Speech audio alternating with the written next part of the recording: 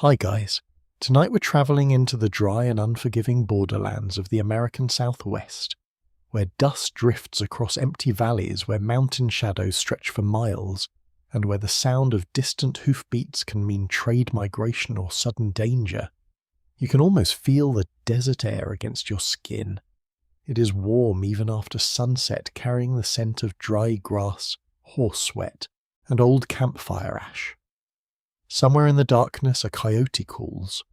Somewhere else a child sleeps beneath a woven blanket, unaware that history is already moving toward war. So before you get comfortable, take a moment to like the video and subscribe, but only if you genuinely enjoy what I do here. And while you settle in, maybe tell me your location and local time in the comments. I always enjoy seeing where in the world people are listening from. Now dim the lights. You begin in the year 1849. The United States has just emerged from war with Mexico. Maps are changing, borders are shifting. Lines drawn by politicians in distant cities now cut through deserts, valleys, and mountains that have never cared much about paper agreements. And that is the first problem, because the land newly claimed by the United States is not empty, not even close. It is home to many indigenous peoples, among them the Apache, a broad collection of related communities spread across present-day Arizona, New Mexico, western Texas, and northern Mexico. They are not one single political nation with a single ruler. Instead, they live in bands and local groups tied by kinship, language, survival, and shared traditions. That detail matters a great deal. Modern historians at Harvard University note that Apache societies were highly adaptive, built for mobility and resilience in harsh ecological conditions. You can understand why almost immediately. This is country that rewards movement. Water is scarce, seasons are unforgiving, food sources shift with weather and migration patterns. To survive here, you must know the land intimately. You must know hidden springs, seasonal grasses, canyon shade, animal tracks, storm signs. You must remember everything. Your mind drifts across the Apache world before large-scale American settlement.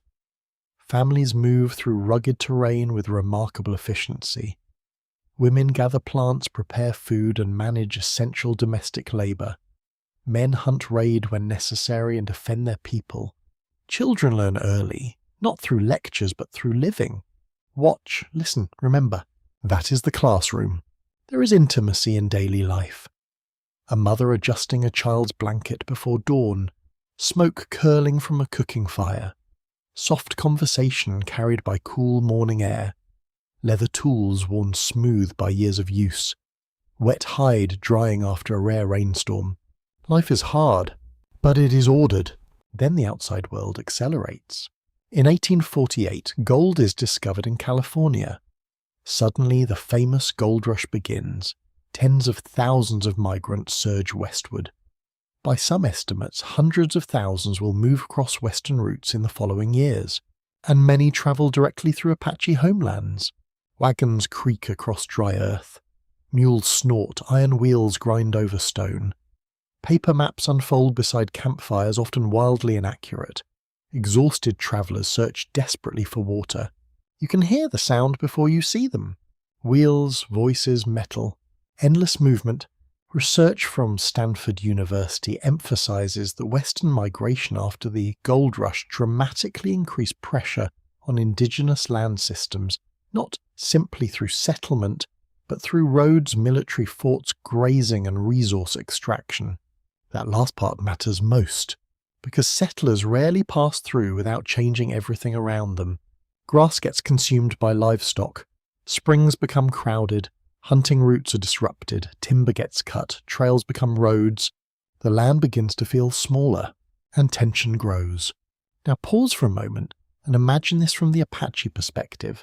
For generations, outsiders had entered these lands, Spanish colonists, Mexican settlements, traders, soldiers. Conflict was not new. Raiding and counter-raiding had long existed as part of frontier life. But this new wave feels different, larger, hungrier, permanent. Some Apache groups trade with newcomers, others raid livestock or supplies. Some do both depending on circumstance. Survival rarely fits clean moral categories on frontiers. Historians still debate how much early violence came from organised hostility versus local misunderstandings, theft, retaliation, or sheer desperation. Accounts differ widely because frontier testimony was often emotional, incomplete, or openly biased, and bias spreads fast. A stolen horse becomes proof of savagery. A retaliatory raid becomes proof of aggression. A military patrol becomes proof of invasion. Soon every side carries stories. Stories harden into fear. Fear hardens into policy. Military leaders in Washington see strategic problems. Routes to California must be protected. Settlers demand security. Merchants want safe passage. So forts begin to appear. Wood and stone rise in remote landscapes. Soldiers arrive wearing wool uniforms that feel almost absurd in desert heat. Their boots gather dust. Their canteens run dry too quickly.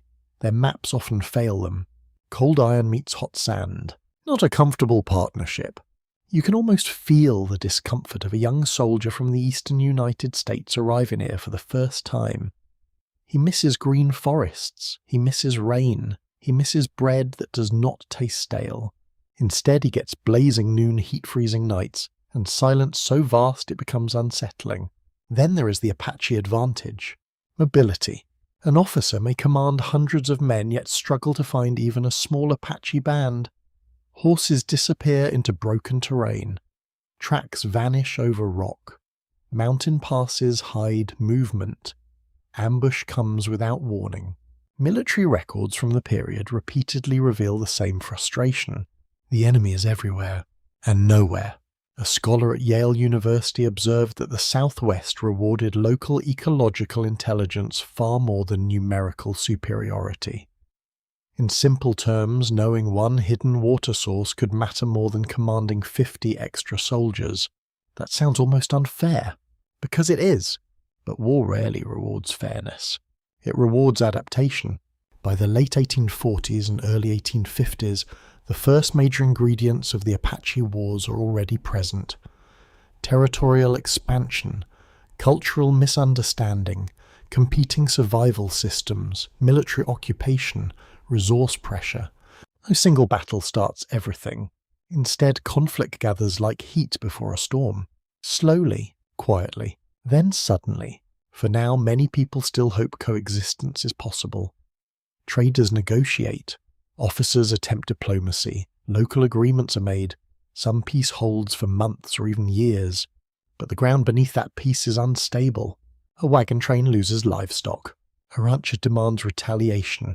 An Apache family faces starvation after resources vanish. Someone steals. Someone strikes back. And another story begins. One intimate detail stays with you. In many frontier households, both Apache and settler families go to sleep afraid of dawn. That fear is strangely shared. Mothers on both sides worry about children. Fathers listen for hoofbeats. Dogs bark at distant movement. Exhausted silence settles over camps. Then morning comes. Again. The tragedy of the Apache Wars begins here not with famous battles, but with daily uncertainty.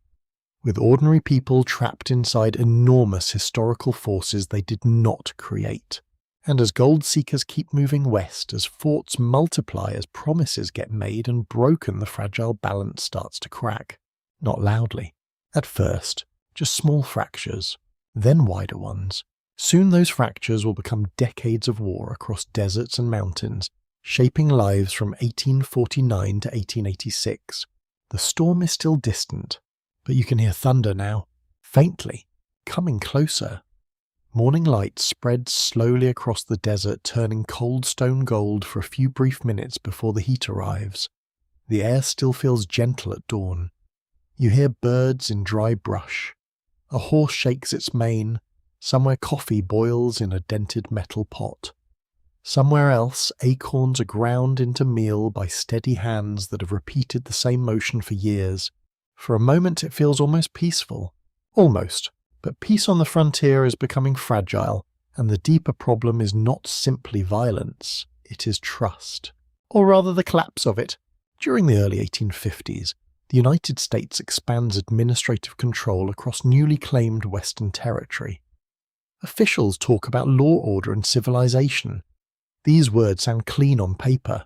Out on the frontier, they become messy very quickly, because paper promises travel poorly through deserts. Treaties are proposed, local truces are negotiated, trading arrangements emerge between military officers, settlers, merchants, and Apache bands. At first, some agreements seem workable. Food is exchanged, livestock is bartered, guides are hired, information flows through interpreters. Yet every agreement rests on a dangerous assumption that all parties understand the same rules. They do not. This is where cultural misunderstanding becomes explosive. Many American officials think in terms of fixed boundaries, centralized leadership, and signed agreements. They expect a treaty with one recognized leader to bind everyone. That assumption makes sense inside American military logic. It makes far less sense in Apache society. Apache political organization is decentralized. Authority depends heavily on reputation, persuasion, kinship, and circumstance. A respected leader may influence many families, but he does not command all Apache people like a president commands a nation. That distinction is enormous. Historians at University of Chicago have emphasized that many frontier treaty failures began with mismatched political expectations. American negotiators often believed peace had been secured, while Apache bands that never participated felt no obligation to honor those agreements. You can see the collision already. An officer shakes hands with one leader. Weeks later, livestock disappears. Settlers conclude the treaty was a lie. But perhaps the raiders belonged to another group entirely. Or perhaps hunger forced desperate choices. Or perhaps retaliation had already begun elsewhere. The chain becomes impossible to trace. And that uncertainty feeds anger. Your mind drifts toward the economics of the frontier because hunger often hides beneath ideology. Livestock is wealth. Horses are mobility. Cattle mean survival. Sheep provide food, wool trade value. A stolen horse is not just theft. It changes power. Among Apache communities, raiding had long existed as part of regional survival and social prestige. Raids could secure animals, supplies, or leverage. This did not always mean endless war. In earlier eras, raiding often existed alongside trade and negotiated peace. Frontier life could contain contradiction. Trade by day, raid by night. That sounds strange to modern ears, but borderlands often operate that way. Settlers, however, increasingly interpret raids through absolute moral categories. Newspapers back east amplify stories of attacks. Details blur. Fear grows faster than facts. Some reports exaggerate. Some understate. Some invent. Modern scholars from Columbia University note that frontier newspapers frequently framed indigenous conflict in sensational ways because dramatic violence sold papers and strengthened political pressure for military action. In other words, fear becomes profitable. That rarely ends well. As tensions rise, both sides accumulate grievances. Apache communities report broken promises, stolen supplies, abusive soldiers, and settler encroachment. Settlers report raids, missing livestock, and attacks on isolated homesteads. Each side builds memory. Memory becomes evidence. Evidence becomes justification. And so the cycle tightens. In your ears, the echo changes into hammer blows as new forts expand across the southwest. Timber frames rise. Defensive walls take shape. Supply wagons arrive loaded with flour, ammunition, tools, and correspondence. Military presence becomes visible. Constantly, American commanders believe more forts will secure roads and settlements. In theory, this seems logical. Protect movement, project power, deter raids. But forts also send a message. We are staying. That message lands heavily. Imagine an Apache family returning to a familiar valley only to find soldiers stationed near a spring their people have used for years. The spring still flows, the water tastes the same, yet the meaning has changed. Access now carries risk. Even ordinary acts become political. Fetching water, gathering wood, crossing land, everything feels charged. One intimate human detail makes this era especially tragic. Children on both sides begin growing up with inherited suspicion. Settler children hear warnings about Apache raids. Apache children hear warnings about soldiers and wagon trains. Fear becomes education. Quietly, at bedtime, a mother whispers caution. A father sharpens a blade. A child listens.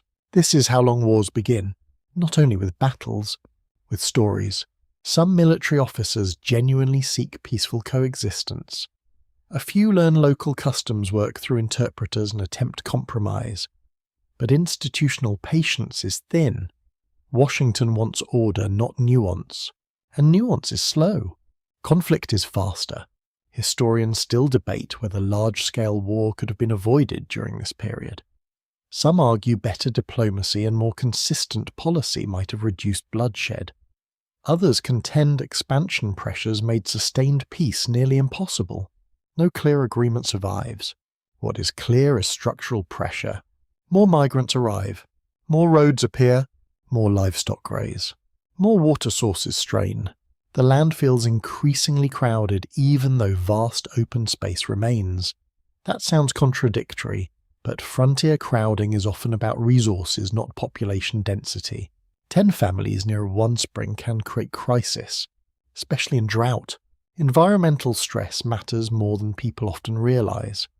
Research from University of California highlights how water scarcity shaped power dynamics throughout the Southwest. Control over springs, rivers, and seasonal access routes often determined whether peace held or failed. Water decides much, perhaps everything. By the mid-1850s, raiding intensifies across parts of Apache country. Retaliatory violence becomes harder to separate from opportunistic violence. One attack triggers another, then another. Sometimes revenge arrives months later, sometimes years. The delay makes things worse, because memory does not expire. For a moment you picture a settler riding home at dusk. Dust coats his boots, his horse breathes heavily. He scans distant ridges instinctively now. He no longer sees only landscape. He sees threat. Then picture an Apache scout on that same ridge. He watches wagon movement below. He studies patterns. He measures risk. He too no longer sees only travelers. He sees invasion. That symmetry is painful. Both feel threatened. Both feel justified. Both believe survival demands vigilance. And still larger forces keep moving. Rail routes are discussed. Military budgets increase. Territorial governance expands. Local violence begins influencing national policy. Frontier conflict is no longer just local. It is becoming strategic. The fragile middle ground shrinks. Trade becomes harder. Trust becomes rarer. Mercy becomes costly. Soon one specific incident will shatter what remains of already weakening diplomacy. It will involve a kidnapped child, accusations of theft, rising paranoia, and catastrophic misunderstanding. Later generations will remember it as the Bascom Affair. At the time, no one knows the name yet. They only feel tension, sharp, immediate, dangerously human. The kind of tension where one wrong assumption can ignite decades. And that assumption is coming, fast. The desert does not announce disaster with trumpets. It prefers smaller signals, a silence that feels too sharp, a horse that refuses to settle, dust hanging strangely in still air. Even human conflict often begins that way, not with a battle, but with a conversation already poisoned by suspicion. And now that conversation arrives, it is early 1861. The American frontier is already tense, but one incident near southern Arizona will push fragile distrust into open war. Later historians will call it the Bascom Affair. The name sounds oddly bureaucratic, almost harmless. It was not. The immediate trigger begins with a raid on the ranch of John Ward, a settler living near Sonoita Creek. Livestock is taken, property is looted. More alarming still, a young boy is kidnapped.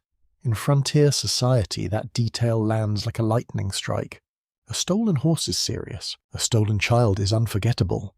Panic spreads quickly. Settlers demand action. Local military commanders face pressure to respond fast, decisively, and publicly. Delay looks weak. Weakness in frontier logic invites more attacks. So the United States Army moves. A young officer named George Nicholas Bascom receives orders to recover the boy and punish those responsible. Bascom is inexperienced only in his mid-20s.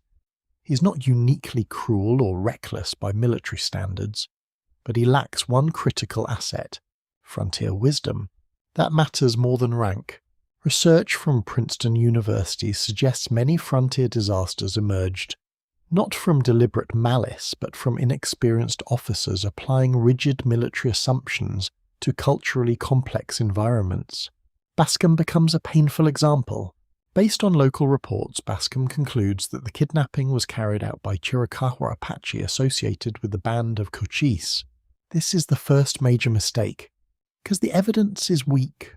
Modern historians generally agree the raid was likely committed not by Cochise's people, but by a different indigenous raiding party, possibly Western Apache or Pinal groups. Accounts differ, and historians still debate precise responsibility, but most reject the Army's immediate assumption. Unfortunately, assumptions are now driving events.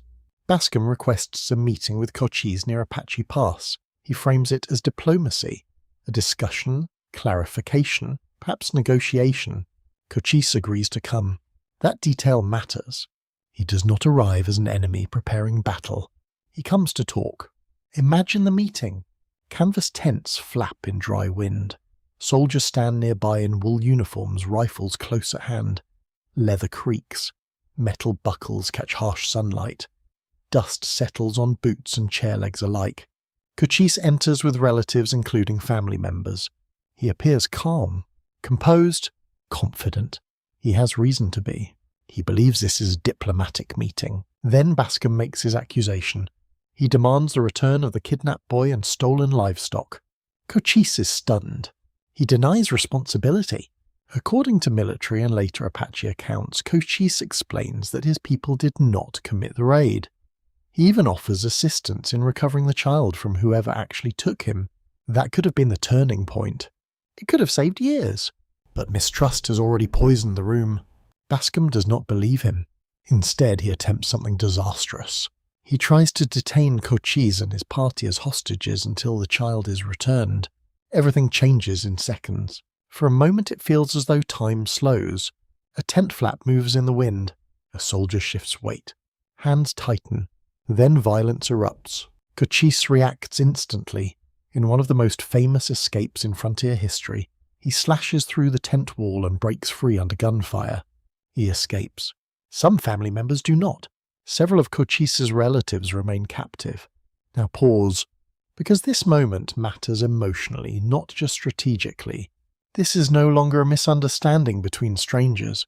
It has become personal, intensely personal. From Cochise's perspective, he came under a flag of trust and was betrayed. Hospitality was answered with deception. Diplomacy became a trap. Honor has been violated. Deeply. For many Apache communities, kinship obligations carry enormous weight. Capturing family members transforms political conflict into personal duty. Retaliation becomes almost inevitable. And retaliation comes fast. Cochise captures several Americans hoping to exchange prisoners. Among them are civilians and travelers unlucky enough to be nearby. He seeks negotiation. Hostages for hostages. Simple frontier logic. But fear now dominates both sides. Bascom refuses exchange terms. Tension hardens. Food runs low, stress rises, everyone expects violence. The air itself feels sharp. Dry, merciless. Military correspondence from the period reveals confusion, miscommunication, and escalating hostility. No one fully controls events anymore. They are reacting, improvising, spiraling. Then the worst outcome arrives. Executions. Captives on both sides are killed. Not immediately all at once, but as negotiations collapse beyond recovery. The emotional break is total. A line has been crossed. Cold iron has replaced words. Historians at University of Oxford have described the Bascom Affair as one of the decisive catalysts that transformed regional tension into sustained warfare with the Chiricahua Apache. That assessment feels painfully accurate, because after Apache Pass trust evaporates, not entirely everywhere, but enough to change history. Your mind drifts to Cochise after the escape. He rides hard through rough country. Horse breath steams in cool night air. Sweat dries on skin. His family has been seized. His honour attacked. Negotiation answered with betrayal. What does that do to a leader? What does it do to a father? To a husband? To a warrior? Something hardens. Quietly. Permanently. The Apache response intensifies. Raids increase across southeastern Arizona and surrounding regions. Settlers abandon isolated ranches. Mail routes become dangerous. Travel grows tense. Roads that once felt risky now feel deadly. American civilians tell terrifying stories. Some are accurate, some are exaggerated. Fear does not care much about precision. Fear wants narrative, and the frontier produces plenty. Soon the United States faces a widening conflict just as an even larger crisis begins in the East. The American Civil War is about to erupt. The nation's tension will fracture. Resources will shift. Troops will be withdrawn. And the Southwest will become even more unstable. But before that broader chaos fully unfolds, one truth is already clear. The Bascom Affair destroyed something precious. Possibility. The possibility that diplomacy alone could stabilize relations between Cochise and the American military. Not because peace became impossible forever, but because peace now carries memory. Memory of deception. Memory of loss. Memory of blood. That kind of memory travels across generations. A child kidnapped began the chain. An accusation accelerated it. A failed meeting ignited it. And now war moves from rumor into reality. No longer distant thunder.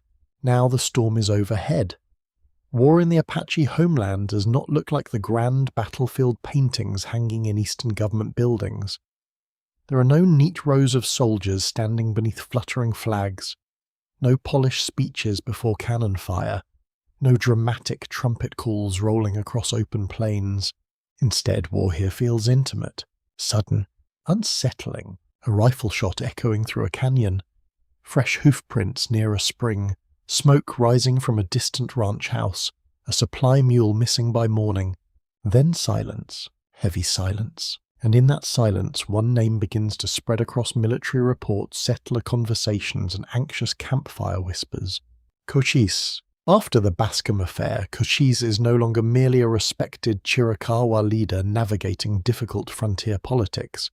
He becomes the central symbol of Apache resistance in southeastern Arizona. To settlers, he increasingly appears as a dangerous war chief. To his people, he becomes something more layered. A protector, a strategist, a survivor. That distinction matters. Because legends simplify, reality rarely does. Cochise is not leading a vast empire. He commands no standing army. He has no formal capital, no uniform, no permanent fortress. And yet he possesses something more valuable in this landscape. Knowledge. Perfect lived inherited knowledge. His greatest ally is not a weapon. It is geography. Your mind drifts toward the rugged terrain of the Dragoon Mountains and surrounding ranges in present-day Arizona. Sharp ridges cut the sky. Narrow passes twist between stone walls. Hidden springs lie tucked inside folds of rock. Dry valleys can suddenly open into defensible basins. The land is beautiful and merciless. Military officers quickly learn an unpleasant truth. Numbers mean less here than expected. A column of 100 soldiers may still be vulnerable if they lack water, local intelligence, or speed. Research from Stanford University notes that southwestern warfare strongly favored decentralized mobile resistance, especially when defenders controlled terrain and water access. In simple terms, Cochise fights on home ground. Every ridge matters. Every shadow matters. For a moment it feels as though the mountains themselves are watching. And in a way they are. One place becomes especially important, a natural stronghold later known as Cochise Stronghold, hidden within the Dragoon Mountains. Surrounded by massive granite formations and narrow access points, it functions almost like a natural fortress. Not built by human hands, built by time. The approach is difficult even for experienced riders. Rock underfoot shifts unexpectedly. Heat rises off stone by midday. At night temperatures fall sharply. Wind slips through cracks with a strange low whistle. You can almost feel the contrast. Hot skin by day, cold fingers by night. From here, Apache scouts can observe movement across vast distances. They see dust plumes from wagon trains. They track cavalry patrols. They measure enemy pace and direction. Observation becomes power. Cochise uses that power brilliantly. He avoids conventional battle whenever possible. Why meet disciplined rifle formations in open ground? Why accept enemy terms? Instead, he favours speed surprise and selective strikes. Attack, withdraw, disappear, return elsewhere. American commanders find this maddening. Reports arrive full of frustration. Soldiers march long distances only to find empty camps. Fresh tracks vanish across rocky terrain, water runs low, horses tire, morale drops. Exhaustion becomes an enemy too. Military accounts from this period repeatedly mention thirst. That detail is easy to overlook from modern distance, but thirst shapes every decision here. A delayed resupply can mean collapse. A missed spring can become catastrophe. Water controls movement, sometimes survival. Historians at Yale University emphasize that campaigns in the Apache Wars were often logistical contests before they were tactical ones. That sounds almost mundane. Supply lines, water access, pack animals, but mundane things decide wars, often more than heroics. Meanwhile, life for Apache families grows harder. War is not fought only by warriors. Families move constantly to avoid detection. Camps relocate. Food gathering becomes riskier. Hunting routes are disrupted. Children learn to stay quiet during movement. Very quiet. One intimate detail remains haunting. Imagine a mother pressing a hand gently over her child's mouth as cavalry passes nearby. The child does not fully understand the danger. He only feels her trembling hand and hears horse hooves over stone. That memory would last forever. War enters childhood that way. Quietly, relentlessly. Settlers feel similar strain. Ranch families sleep lightly. Doors are reinforced. Weapons stay within reach. Night sounds become suspicious. Barking dogs trigger instant alarm. Fear becomes routine. That may be the cruelest part. Humans adapt even to dread. By 1861 and 1862, violence spreads through southeastern Arizona. Mail routes are attacked. Freight wagons face ambush. Isolated settlements are abandoned. Economic activity slows in dangerous corridors. Commerce begins to fear the mountains, and fear spreads stories. Some stories make Cochise almost supernatural. Newspapers exaggerate his reach and power. Frontier rumor transforms tactical intelligence into myth. He becomes larger than life, a phantom, always near, never caught. Historians still debate how much of Cochise's reputation emerged from actual military victories versus psychological impact. Some argue his symbolic power became nearly as important as battlefield success. Others suggest his strategic discipline alone explains his reputation. Either way, the result is clear. He commands respect, even among enemies. A number of American officers, though hostile, acknowledge his intelligence. They note discipline, patience, and tactical awareness. Cochise is not fighting blindly out of rage. He is calculating. That makes him harder to defeat. In your ears, the echo changes into distant thunder from far beyond Arizona. Because while Cochise consolidates resistance, a much larger crisis consumes the United States. Civil war. North and South are moving toward national bloodshed. Troops stationed in the Southwest are about to be reassigned, withdrawn, or caught in divided loyalties. Federal control weakens. The frontier shifts again. This creates opportunity and danger. With fewer reliable troops available, Apache resistance gains breathing room. Supply routes become less secure. Political priorities change overnight. Washington is distracted. Very distracted. For Cochise, that means time. Time to maneuver. Time to strike. Time to survive. But survival does not mean comfort. Even successful resistance carries immense cost. Food shortages persist. Families endure movement uncertainty and grief. Allies are lost. Kinship networks strain under pressure. Victory feels complicated, sometimes hollow, because no raid restores what was taken at Apache Pass. No ambush reverses betrayal. Memory remains, always. As night falls over the Dragoon Mountain, campfires burn low behind protective stone. Smoke curls into dark air, leather dries near embers. A child finally sleeps. Warriors speak softly. Scouts report movement. Cochise listens, patiently. Below the mountains, settlers and soldiers prepare for another uncertain dawn. Neither side knows exactly what comes next, only that the conflict is no longer temporary. It has roots now, deep ones, and as the nation fractures into civil war, the mountains continue holding their most elusive defender, hidden, waiting, watching. The American military prefers problems it can measure. A fort can be counted, supplies can be counted, soldiers can be counted, ammunition can be counted. Numbers create comfort. Numbers suggest control. But the Apache Wars begin teaching a deeply uncomfortable lesson. Not everything important can be counted. You cannot easily count hidden springs. You cannot count fear.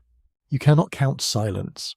And you certainly cannot count an enemy who refuses to stand still. As the early 1860s unfold, American forces launch repeated campaigns into Apache country. The goal sounds straightforward. Pursue raiding bands, secure travel routes, protect settlements and break resistance. Simple on paper, brutal in reality. Columns of cavalry and infantry move through punishing terrain across southeastern Arizona and New Mexico. Horses carry riders through narrow passes. Supply wagons creak over broken ground. Mule trains struggle under sacks of flour ammunition crates and water barrels. The landscape resists every mile. Boots fill with dust, lips crack. Wool uniforms trap heat during the day and offer only limited comfort during freezing desert nights. Metal canteens warm quickly under sunlight. Water tastes metallic. Still precious. Very precious. Military officers soon realize that Apache resistance cannot be crushed through conventional pursuit alone. Each expedition faces the same maddening pattern. Scouts report movement. Troops rush forward. Tracks appear fresh. Campsites show recent use. Then nothing. No enemy. Only ash from cold fire pits and hoofprints fading into rock. Gone. Again. Research from University of California highlights that many army expeditions in the Southwest suffered from what modern military analysts would call an intelligence gap. The army often knew violence had occurred, but lacked timely accurate information about enemy location and intent. That gap becomes devastating, because delay favors mobility. Apache bands move fast and light. They carry less. They know terrain intimately. They can disperse into smaller groups and regroup later. Their tactical flexibility turns every canyon into uncertainty. Your mind drifts toward a cavalry patrol riding through a narrow pass at midday. Sunlight burns overhead. Heat radiates off stone walls. Sweat stings tired eyes. Horses breathe hard. Leather saddles creak with each step. No one speaks much. Conversation wastes moisture. Then someone notices movement. A shadow on a ridge. Maybe, or maybe not. A rifle is raised. Nothing happens. Silence returns. This psychological strain matters more than many people realize. War without visible enemies exhausts the mind. You begin anticipating attack constantly. Every ridge becomes suspicious. Every rock resembles a crouched figure. Every silence feels loaded. Military letters from the frontier repeatedly describe nervous tension. Young soldiers from eastern states struggle with invisible danger. Some adapt, some break emotionally. Many simply endure. Poorly. One intimate detail survives in several accounts. Soldiers often slept with boots on rifles within arm's reach, because night alarms came without warning. Rest became shallow and fragmented. Exhausted silence. Then panic. Then silence again. That cycle wears people down. Meanwhile, Apache tactics remain focused on strategic asymmetry. Rather than seeking large battles, raids target vulnerable points, freight trains, livestock herds, isolated ranches, mail routes, small detachments. Hit weakness. Avoid strength. Simple. Effective. Historians at Princeton University note that irregular frontier warfare often rewards patience over aggression. In the Apache Wars, forcing the enemy into costly overreaction became a strategic advantage. And overreaction comes easily, especially under fear. American commanders sometimes respond to raids with aggressive pursuit only to overextend supply lines. Horses collapse, water runs short, men fatigue, heat injuries rise. Then the army becomes vulnerable itself. The desert punishes impatience, ruthlessly. For a moment it feels as though the land favours no one yet favours the prepared. Apache fighters still suffer hunger exposure and loss, but generations of adaptation give them resilience that newcomers struggle to match. That difference grows stark during seasonal extremes. Summer heat can feel merciless, winter nights surprise outsiders with brutal cold. Frost forms in valleys, wind cuts through fabric. Thin blankets offer little comfort. Cold after heat feels cruel, almost personal. A scholar at Columbia University observed that environmental hardship functioned almost like an additional combatant in the Apache Wars. Weather repeatedly influenced outcomes, morale, and survivability. Nature joins the conflict, without choosing sides. As campaigns continue, military leadership experiments with different approaches. Some commanders favor relentless pursuit. Others emphasize fortification and route protection. Some attempt diplomacy with specific bands while fighting others. The inconsistency creates problems. Policy changes with personnel. Promises change too. One officer offers leniency. His replacement offers punishment. Apache leaders notice. Quickly, trust erodes further. Historians still debate whether consistent policy could have significantly reduced violence during this stage of the conflict. Some argue institutional instability made peace difficult regardless of local goodwill. Others believe better regional diplomacy might have prevented escalation. Accounts remain divided. What remains clear is fragmentation. No single strategy works, and that frustrates Washington. Back east political leaders often want simple answers. Send more troops, build more forts, punish raiders, restore order. But frontier order resists command from distant capitals. Reality is local, messy, human. One especially revealing problem is communication speed. News travels slowly. Reports may take days or weeks.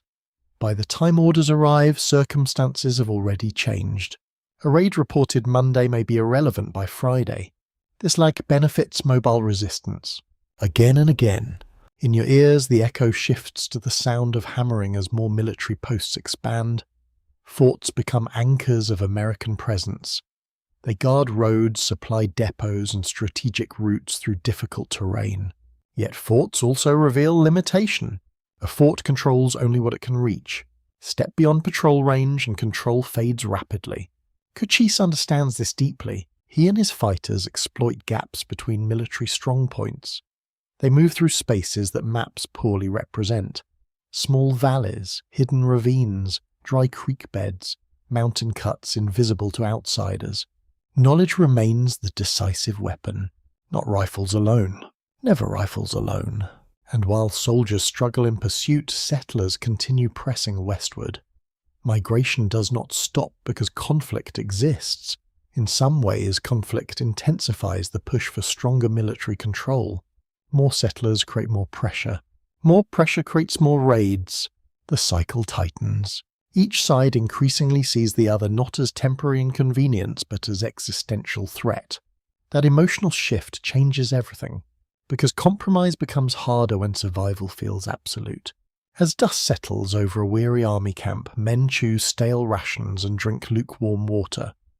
Dustcoats, blankets, boots sit beside bedrolls, horses stand tired ribs faintly visible under sweat dried into salt. No victory today. Again. Up in the mountains, the Apache scouts observe distant campfires. They count movement. They listen to wind. They wait. Patiently. The army keeps searching. The Apache keep vanishing. And the desert keeps teaching the same lesson.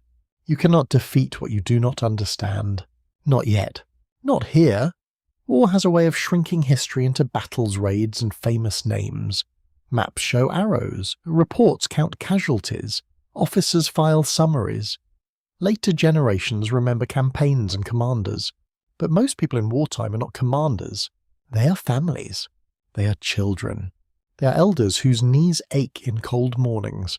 They are mothers carrying food bundles while watching the horizon. And so as the conflict deepens across Apache country, you move away from military reports for a while and into something quieter. Daily life. Because survival is never only about fighting. It is also about continuing to live, even under pressure. Your mind drifts into an Apache camp hidden within rough mountain country during the early 1860s. Dawn arrives slowly. Pale light touches stone ridges. The air feels cold enough to sting your fingers. Smoke rises from low cooking fires carrying the smell of wood ash and roasting meat when food is available. Some mornings there is plenty, many mornings there is not. That uncertainty shapes everything. Families in mobile Apache communities have always adapted to fluctuating resources. Seasonal movement hunting, gathering trade, and raiding together formed survival systems built for environmental unpredictability. War disrupts all of it. Suddenly familiar gathering routes become dangerous. Water access becomes contested. Hunting grounds may line in military patrol zones. Travel between kin networks becomes risky. Even ordinary movement carries danger. A mother collecting edible plants must now think tactically. Who saw us yesterday? Where were cavalry tracks found? How much time before sunset? These calculations become routine, exhausting routine. Research from Harvard University emphasizes that indigenous resistance movements cannot be understood solely through combat, because logistical family survival often determined whether resistance remained possible. That sounds almost obvious, yet it is easy to forget. Warriors fight because communities sustain them. Without families, resistance collapses. For a moment it feels as though every object in camp carries extra importance. Woven baskets, dried meat strips, leather water containers, blankets, knives worn smooth by repeated use. Nothing is casual. Everything matters. One intimate human detail lingers. Children still play, even during war. That fact feels almost shocking at first, but children remain children even inside conflict. They chase one another around rocks. They laugh at small things. They imitate adults. They ask questions at inconvenient times. Why are we moving again? When do we go home? Questions with painful answers. Sometimes no answers. A mother may smile outwardly while carrying deep fear inwardly. She adjusts a blanket around a sleeping child and listens to distant wind, wondering whether that sound is weather or riders. Sleep becomes light, protective, incomplete. Military pressure creates hunger in slow, grinding ways. Raids can bring supplies, livestock and weapons, but they also invite retaliation. Hunting becomes less predictable when movement must remain concealed. Gathering requires time and safety, both increasingly scarce. Food shortages begin appearing more often.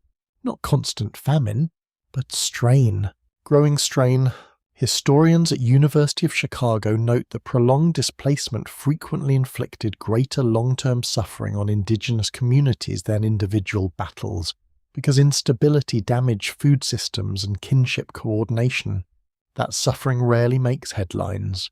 It should, because hunger changes behavior, hunger sharpens tempers, hunger weakens bodies, hunger shortens patience, and hunger makes risk seem necessary.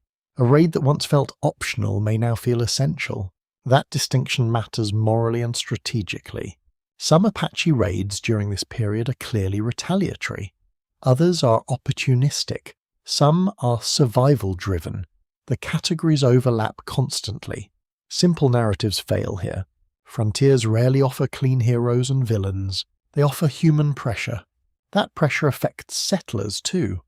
Ranch families living near conflict zones endure their own exhausting rhythms. Crops must still be planted.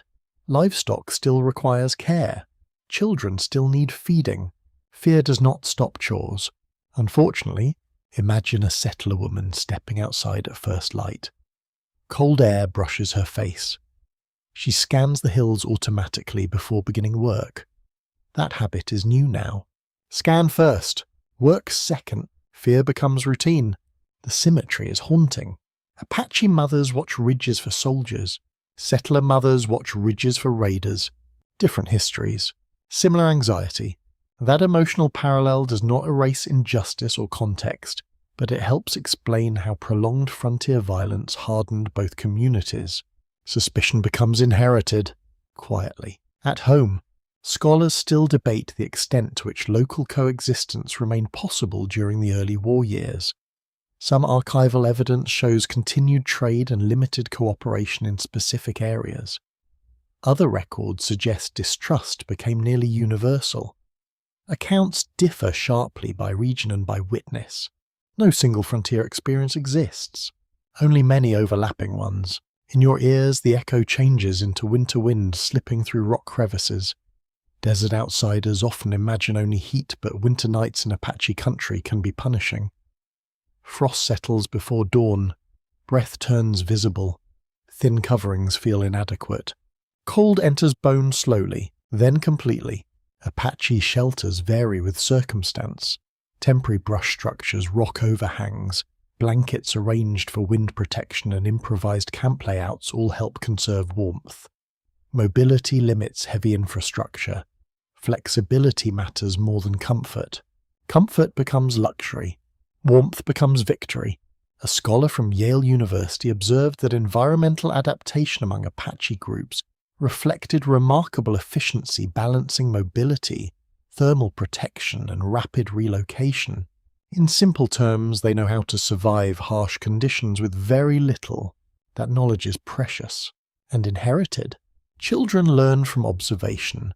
Which plants store water, how to read animal movement, how to preserve meat, how to stay warm in sudden cold.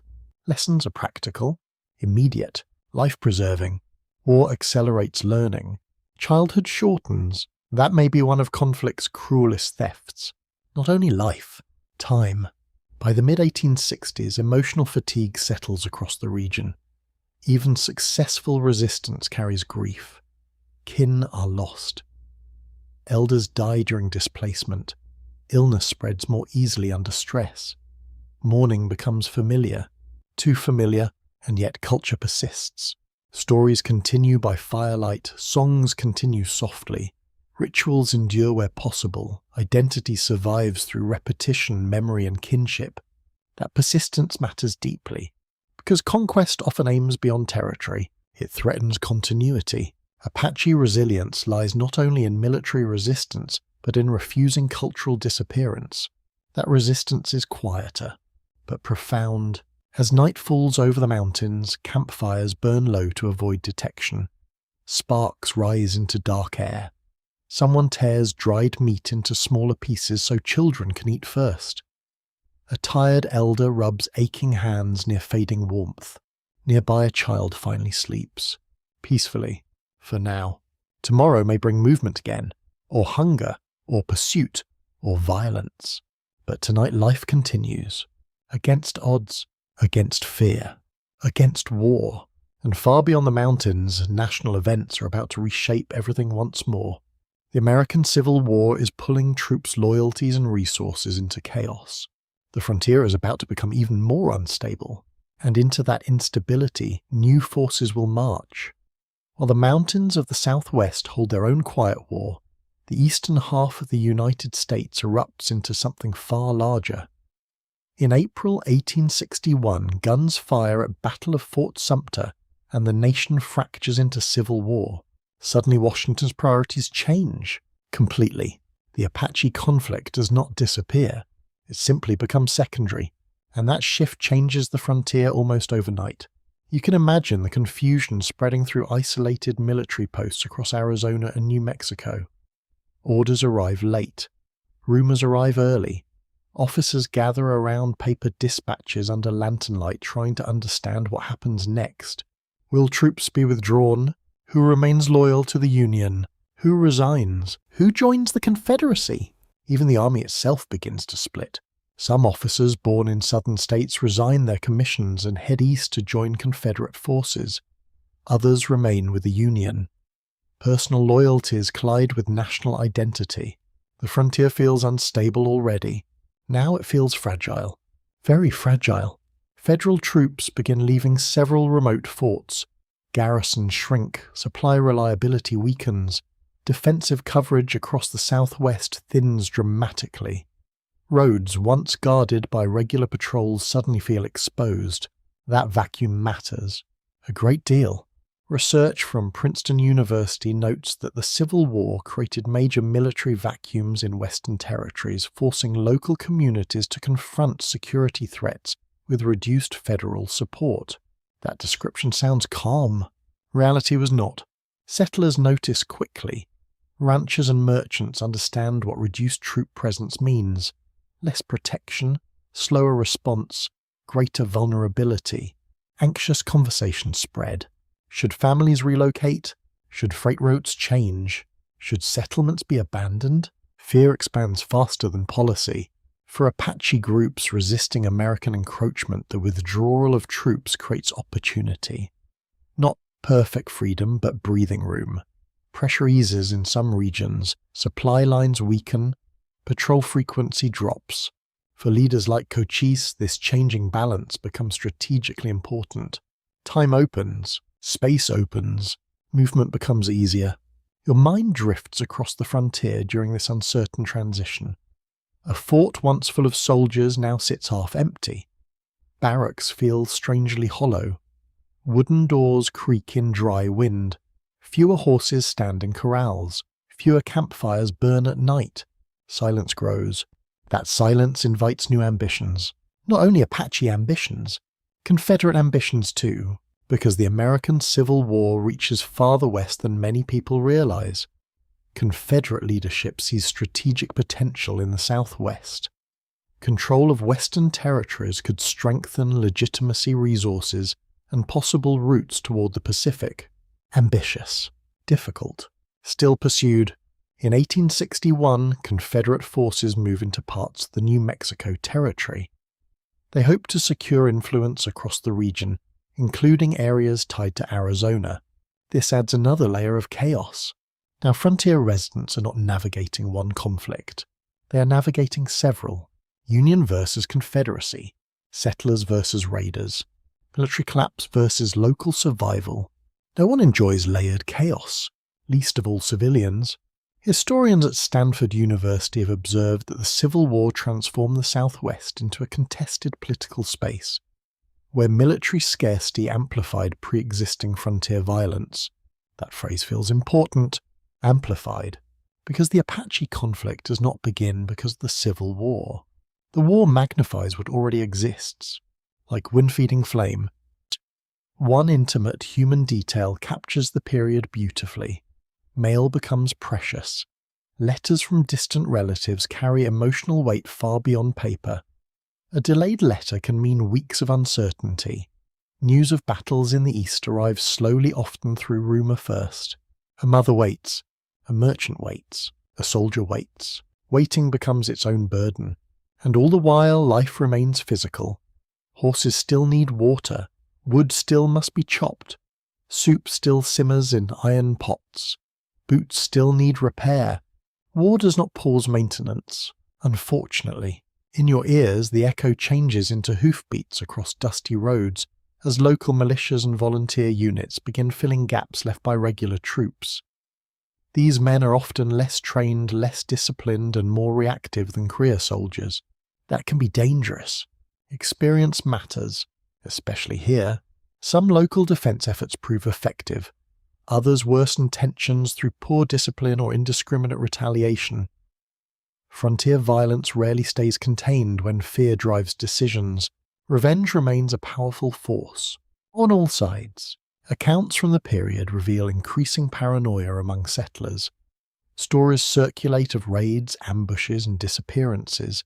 Some reports are verified. Some are exaggerated through repetition. Some are simply wrong. Historians still debate the accuracy of certain famous raid accounts because frontier storytelling often blurred memory, fear, and rumour. Memory reshapes events. Fear sharpens them. Retelling enlarges them. Soon rumor becomes reality in public imagination. Apache communities experience similar uncertainty. They hear of troop movements, militia formations, and shifting political control. They know outside power structures are changing, but details remain fragmented. What matters most is local consequence. Who patrols this valley? Who controls that pass?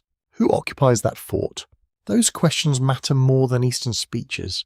A scholar from University of Chicago noted that many indigenous communities evaluated the Civil War pragmatically, not ideologically. The central question was rarely union or confederacy as abstract political identity. The question was survival. Who threatens us now? Who leaves? Who returns? Simple, brutal, practical. For a moment it feels as though the Southwest exists in a suspended state between empires, armies, and survival systems. Old power weakens before new power fully arrives. These moments are volatile. History often turns here. Cochise and other Apache leaders understand something essential. Empires distracted elsewhere become less capable locally. Pressure can be exploited. Mobility becomes even more valuable. Yet opportunity does not mean comfort. Apache families still endure displacement, scarcity, and grief. Settler communities still live with fear and uncertainty. No side escapes hardship. The landscape remains indifferent. Desert winds continue. Cold nights continue. Springs continue flowing. Human politics barely matter to stone. And yet politics will soon matter again. Because the Union cannot ignore the Southwest forever, federal leaders understand the strategic importance of reclaiming stable control. California remains critical to Union interests. Western routes must be secured. Confederate expansion must be stopped. Relief is coming, but not quietly. A major Union force is preparing to march east across brutal desert terrain. Its arrival will reshape the frontier. It will restore military pressure, and it will force the Apache conflict into a new phase. As night settles over abandoned and occupied forts alike, lanterns flicker behind rough windows. Paper maps lie open on tables. Officers trace routes with tired fingers. Scouts report movement. Families whisper in low voices. No one feels secure. Not yet. The frontier waits, and from far to the west, boots and hooves are already moving. A column is coming. Long, disciplined, relentless. The column begins moving under a hard western sun long before most people in the Southwest understand what its arrival will mean. Men march in formation through dust and heat, boots grinding into dry earth mile after mile. Horses pull wagons loaded with flour, ammunition, blankets, medical supplies, and artillery pieces that feel almost absurdly heavy for the terrain ahead. Yet they keep moving, slowly, relentlessly. This force becomes known as the California Column, a Union expedition organized to move east from California and reassert federal control over the Southwest. Its mission is strategic and urgent: drive back Confederate influence, secure communication routes, restore military presence, and stabilize a region slipping towards chaos. Simple in theory, exhausting in practice. The march itself becomes a feat of endurance. The distance is immense. Water sources are scarce. Heat becomes oppressive by midday, while nights can turn startlingly cold. Soldiers learn quickly that this campaign is as much against geography as against human opposition. Research from University of California notes that logistics determine the success or failure of most Western campaigns. In desert warfare, water access often mattered more than numerical strength. The lesson returns again. Water decides. Always. Your mind drifts with the marching column. Canvas tents flap in dry wind during brief halts. Sweat soaks collars. Dust settles into hair, eyebrows, and rifle mechanisms. Men cough after long days, boots wear thin, horses lose weight. Everything dries out. Lips, leather, patience. One intimate detail from soldier accounts feels especially human. Many complained less about battle and more about thirst. Not dramatic heroism, just thirst. A private may dream not of glory but of cold water and shade. That honesty feels refreshing. War often becomes simpler when stripped of mythology. Drink, rest, survive. The California column moves in staggered detachments, rather than one giant mass, partly to avoid exhausting limited water sources. This slows coordination but improves survivability. Even then, every stop requires calculation. How many men? How many animals? How much water remains? Stakes become dangerous fast. As Union troops push eastward in 1862, they begin reoccupying abandoned forts and strengthening strategic routes. Their presence sends a powerful message. Federal authority is returning, not gradually, forcefully. For settlers, this brings cautious relief. Supply lines feel more secure. Mail routes may reopen. Ranch families begin hoping military protection will become reliable again. Hope returns, carefully, but for Apache groups, renewed troop presence signals renewed pressure. Breathing room narrows. Again, in your ears, the echo changes into distant gunfire near Apache Pass, one of the most significant confrontations involving the California column. This narrow pass through the mountains holds enormous tactical importance because it contains access to precious water. That alone makes it strategic. Water and movement, the eternal pair. Apache fighters associated with Cochise and Mangas Coloradas recognize the opportunity immediately. A military force moving through confined terrain toward critical water sources becomes vulnerable, so they prepare an ambush. The setting favors defenders. Rocky heights overlook the pass. Elevated firing positions provide excellent visibility. Narrow approaches restrict maneuvering. It is classic Apache terrain warfare. Use height. Use concealment. Strike at vulnerability. When fighting erupts in July 1862, Union troops face fierce resistance from elevated Apache positions. Bullets echo off stone. Horses panic. Commands are shouted over chaos. Dust rises under frantic movement. For a moment it feels like earlier campaigns repeating. Another army trapped by terrain. Another lesson in underestimating the mountains. But this battle introduces something new. Artillery. Union forces bring howitzers into action using explosive shells to target elevated Apache positions. The effect is both physical and psychological. Explosions shatter familiar rhythms of combat. Smoke bursts against rock. Sound rolls through canyon walls. Shock matters a great deal. Historians at Harvard University note that artillery deployment at Apache Pass represented a significant tactical shift because it challenged traditional defensive advantages held by Apache fighters in mountain positions. That shift matters because it changes assumptions. Terrain remains powerful, but not invincible. Apache forces eventually withdraw. Union troops secure the pass and critically its water source. Militarily, the engagement is relatively small compared with famous Civil War battles in the East. Strategically, it feels much larger, because symbolism matters. The United States Army has demonstrated renewed reach into contested Apache territory. Cochise notices, so does everyone else. Historians still debate the long-term impact of the Battle of Apache Pass. Some argue artillery's psychological effect exceeded its tactical importance. Others contend the battle marked a decisive signal that federal military capability in the region had evolved. Either way, one truth stands. The war is changing. Technology matters more now. Not enough to erase Apache advantages, but enough to complicate them. Union commanders capitalize on momentum by establishing new military infrastructure, including Fort Bowie near Apache Pass. This becomes one of the most important military posts in the region. Its placement is deliberate. Control the pass. Control movement. Control water. Control pressure. A fort here threatens Apache mobility directly. That is the real significance. Your mind drifts toward the construction itself. Soldiers hammer timber into place. Stone is stacked. Supply wagons unload food tools and ammunition. Sweat runs into tired eyes. Dust coats fresh walls before the fort is even finished. A new anchor appears in contested land. Permanent, or at least intended to be.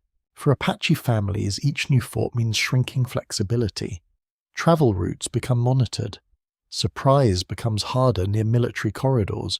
Risk calculations grow harsher. War becomes more exhausting, not less. One emotional transition quietly defines this period. Earlier resistance carried greater strategic fluidity. Now survival increasingly means adaptation under tightening military pressure. That realization hurts, because it signals a longer struggle ahead, not a quick victory, not an easy escape, a grinding war of endurance. Still, Apache resistance remains far from broken. Cochise retains deep knowledge of terrain and strong local influence. Union occupation improves military presence but does not solve the central problem. Understanding. The army still struggles to fully understand the people and landscape it seeks to control, and misunderstanding continues feeding conflict. As evening settles over newly secured routes, soldiers at Fort Bowie eat simple rations beside campfires. Tin cups clink softly. Exhausted men stretch aching legs. Nearby horses stand tethered tails flicking at insects. Up in distant ridges, Apache scouts watch the fort's lights appear in darkness. They study routines. They count guards. They wait. Because the arrival of the California column has changed the balance. But it has not ended the war. Not even close. It has only opened the next chapter of pressure negotiation and resistance. And soon the United States will attempt something beyond military force. It will attempt control through policy, through relocation, through reservation systems. And that experiment will reshape Apache life in profound ways. Once armies realize that chasing Apache bands across mountains and deserts rarely produces decisive victory, a different idea begins to dominate federal thinking. If you cannot reliably defeat mobility, restrict mobility.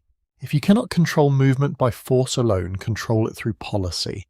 That logic sounds administrative, even practical. But in human terms, it is profound. Because policy can alter life as deeply as battle, sometimes more.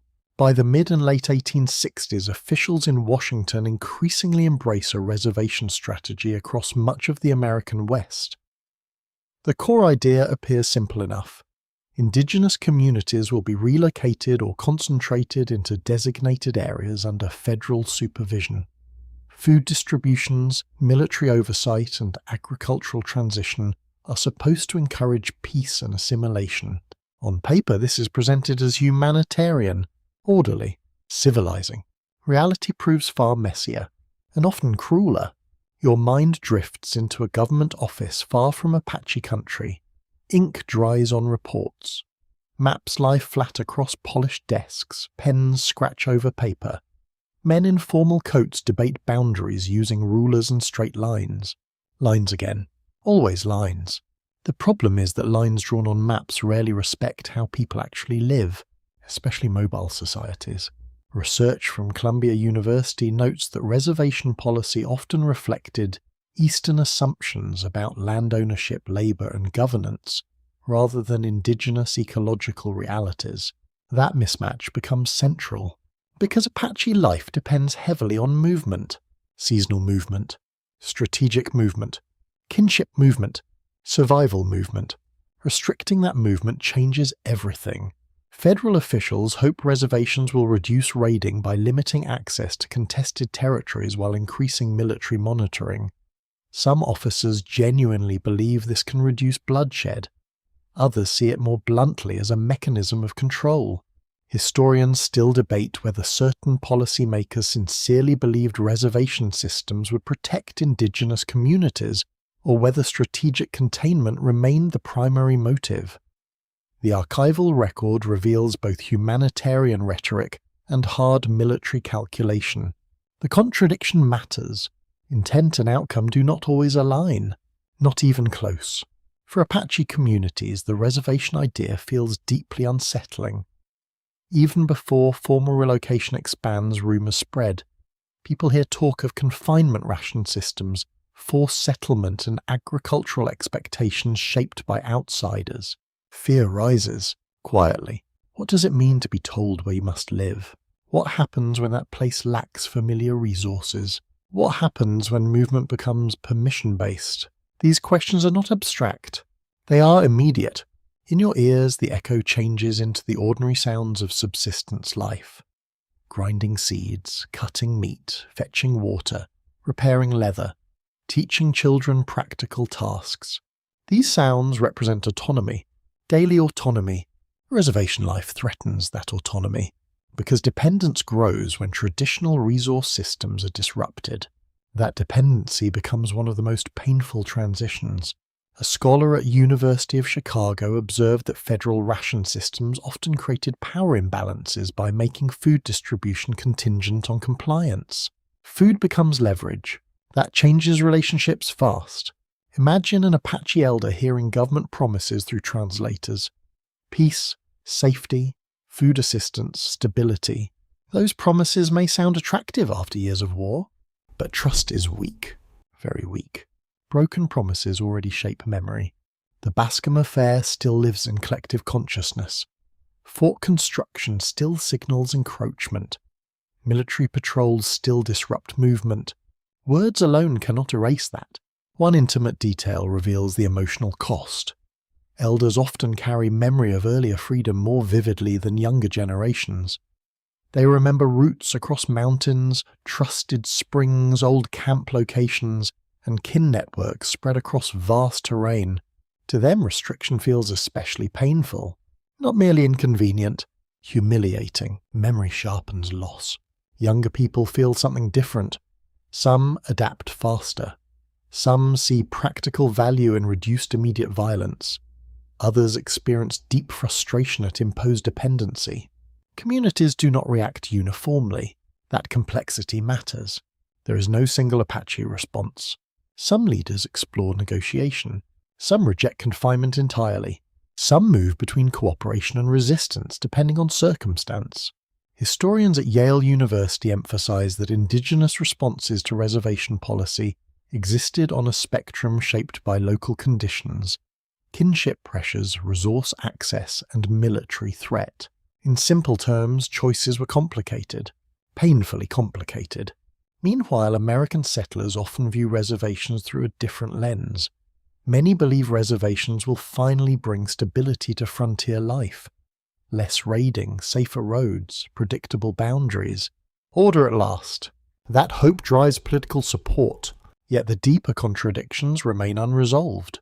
Reservations assume federal capacity for fair administration. That assumption proves dangerous. Corruption appears, inefficiency appears, shortages appear, promises shrink. This pattern repeats across much of the American West, not only Apache lands. For a moment it feels as though everyone wants peace but defines peace differently. Federal officials want controllable order. Settlers want security. Apache families want survival with dignity and autonomy. Those goals overlap only partially. That partial overlap creates constant friction. A military officer may consider ration dependency preferable to warfare. An Apache family may view dependency as slow cultural suffocation.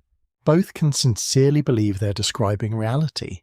That tension becomes central to the coming years. As forts like Fort Bowie strengthen military presence, reservation policy gains practical enforcement. Movement through key corridors becomes increasingly monitored. Military infrastructure and administrative policy begin working together. Pressure tightens, gradually, relentlessly. Cochise remains one of the major figures resisting full submission. His knowledge of terrain and reputation still make direct control difficult. Yet even he cannot ignore shifting realities. American military reach has expanded. Fort networks strengthen. Patrol capacity improves. The balance is changing. Not completely, but noticeably. In your mind, the scene shifts to evening in an Apache camp. Firelight flickers against stone. Children eat small portions of food. Adults speak quietly. Faces look tired. War fatigue is real now. Years of movement take a toll. Bodies age. Patience thins. Grief accumulates. No battle report fully captures that. Exhaustion rarely becomes legend. Yet exhaustion shapes surrender as much as defeat. Scholars continue debating when reservation policy became effectively unavoidable for many Apache communities.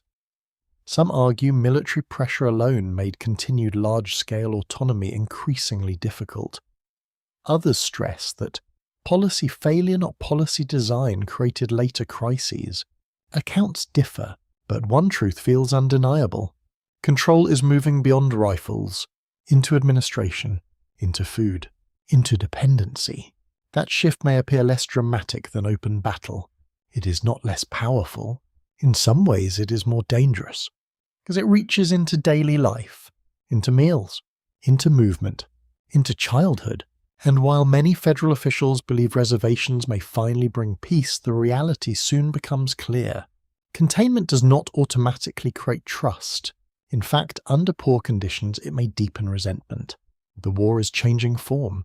But it is far from over. Years of pursuit raids, broken negotiations, and military pressure slowly wear down even the most resilient resistance. Not all at once, not dramatically, more like stone shaped by wind, little by little. The same is true for Cochise. He remains elusive, respected, and dangerous throughout the late 1860s. His knowledge of the mountains still gives him remarkable freedom of movement. American officers continue struggling to force a decisive military victory against him, yet something subtle is changing. The conflict is aging, and so are the people inside it. War fatigue settles everywhere. Settlers are exhausted by fear, soldiers are exhausted by endless pursuit. Apache families are exhausted by displacement, scarcity, and grief. Exhaustion changes priorities, sometimes quietly, sometimes all at once. Your mind drifts into the Chiricahua homeland after nearly a decade of sustained conflict. The land remains familiar. Granite ridges still catch golden evening light. Hidden springs still flow through narrow stone folds. Coyotes still call after dusk. Nature continues. Humans are the ones wearing down. Research from Harvard University suggests that prolonged frontier conflicts often ended not through decisive battlefield victories, but through cumulative exhaustion, shifting incentives, and the emergence of trusted intermediaries. That last phrase matters. Trusted intermediaries. Because peace rarely begins with policy alone. Begins with trust. And trust is rare here. Very rare. Then an unexpected figure enters the story. Thomas Jeffords. Jeffords is not a general, not a famous politician, not a powerful military commander. He is a frontiersman, scout, and male superintendent who becomes known for something unusual in this conflict. He earns Cochise's trust. That sounds simple. It is extraordinary.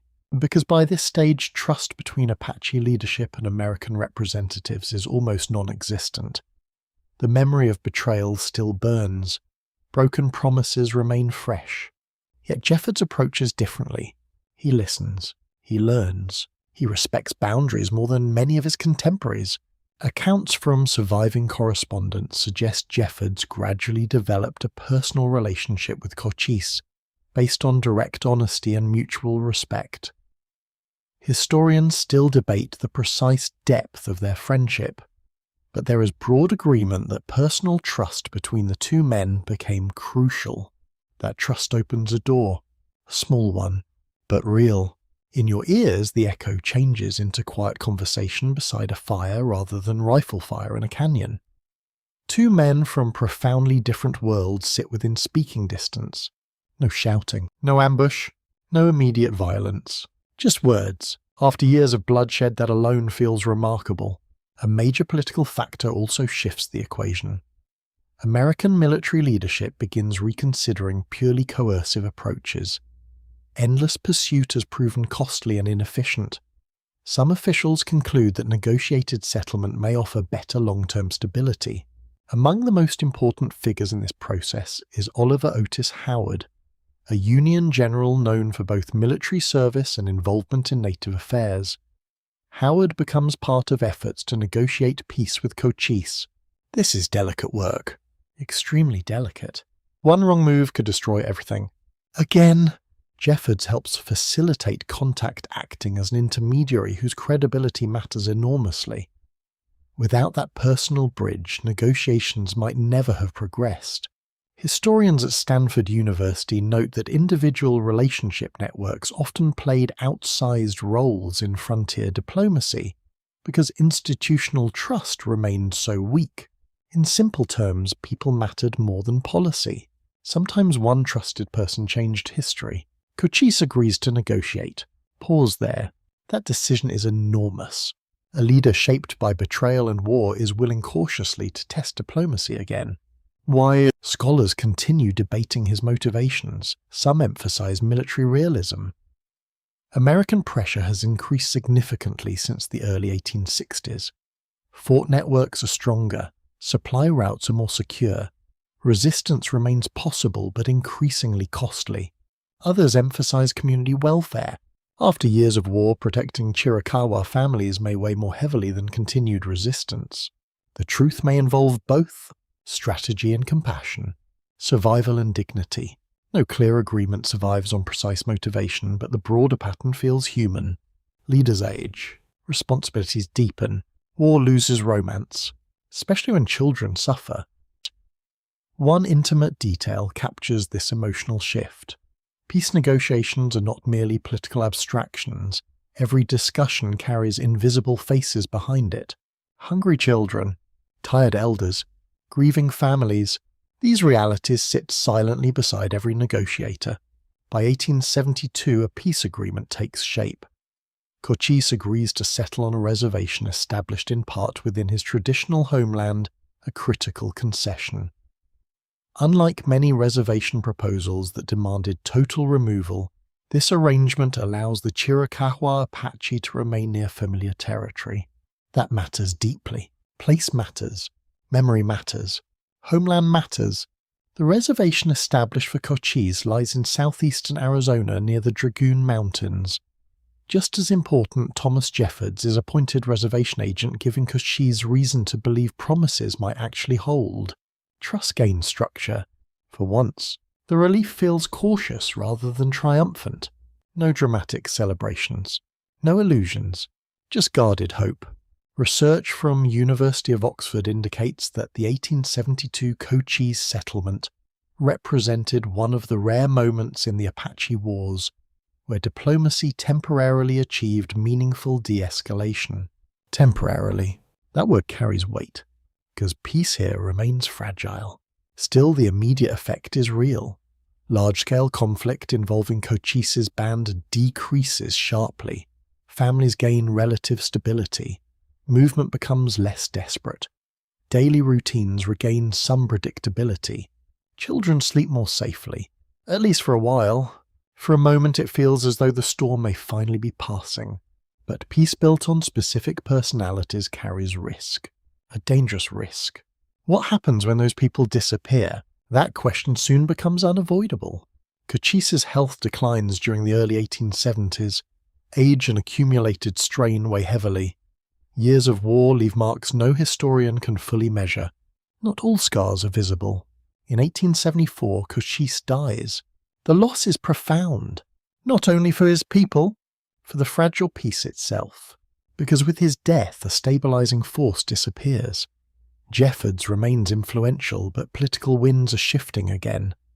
Federal policy grows less patient with arrangements that preserve too much Apache autonomy. Pressure begins returning, quietly, then faster. As night falls over the Dragoon Mountains, the same ridges that once hid resistance now stand in solemn silence. Campfires burn low.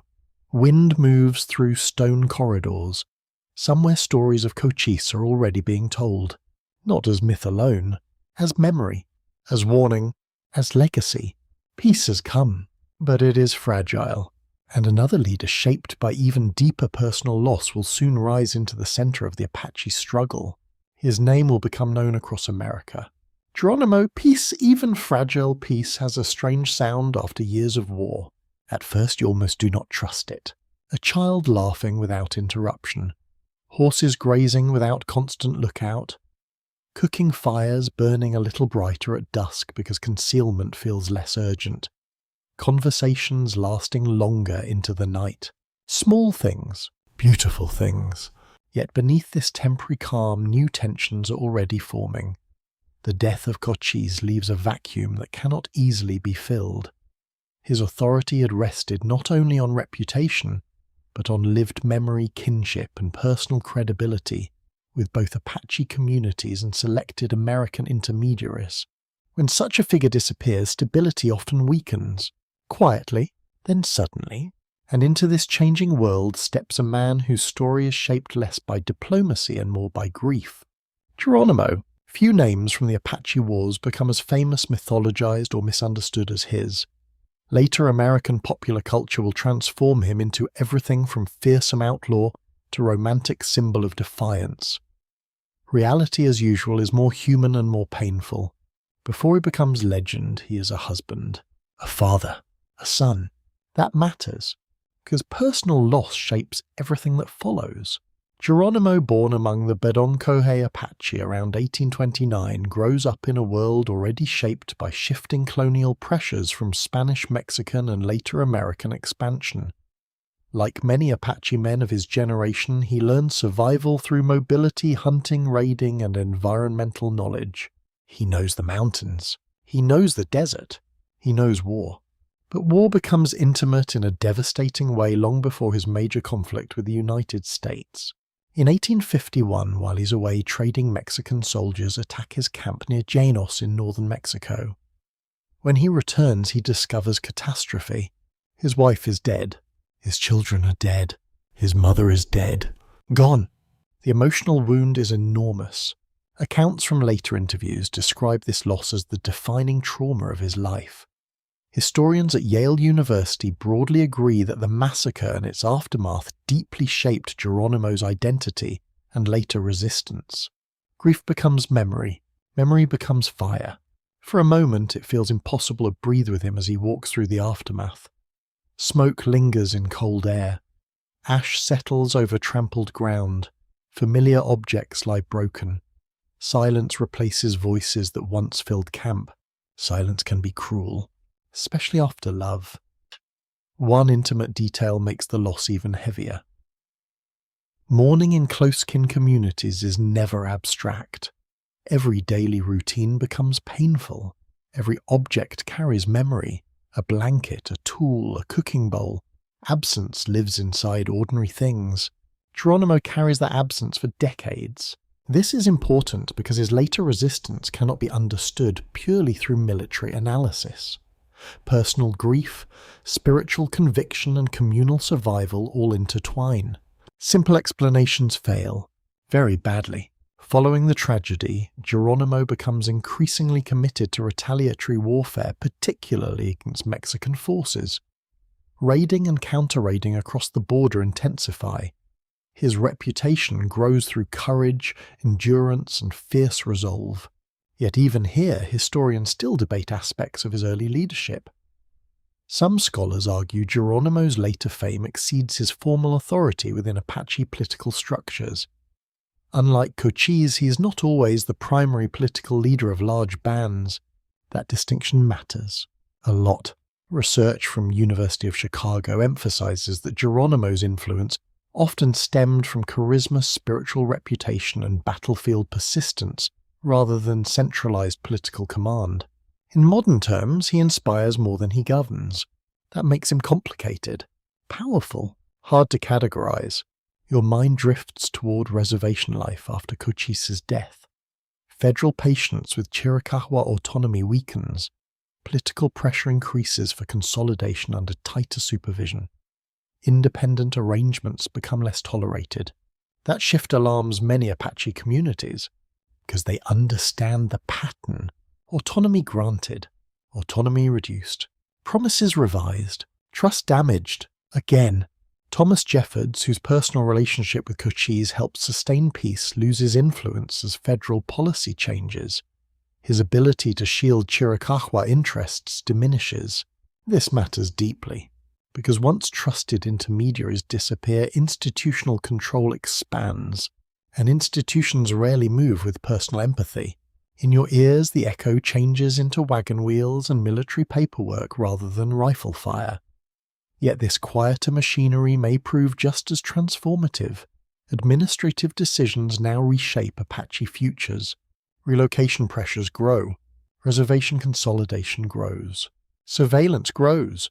So does resentment. Historians at Harvard University note that post-1870 federal Indian policy increasingly prioritized administrative uniformity over local flexibility. That phrase sounds dull, administrative uniformity, but its consequences are enormous, because local nuance disappears. And nuance matters on frontiers. A policy that looks efficient in Washington may feel suffocating in Arizona.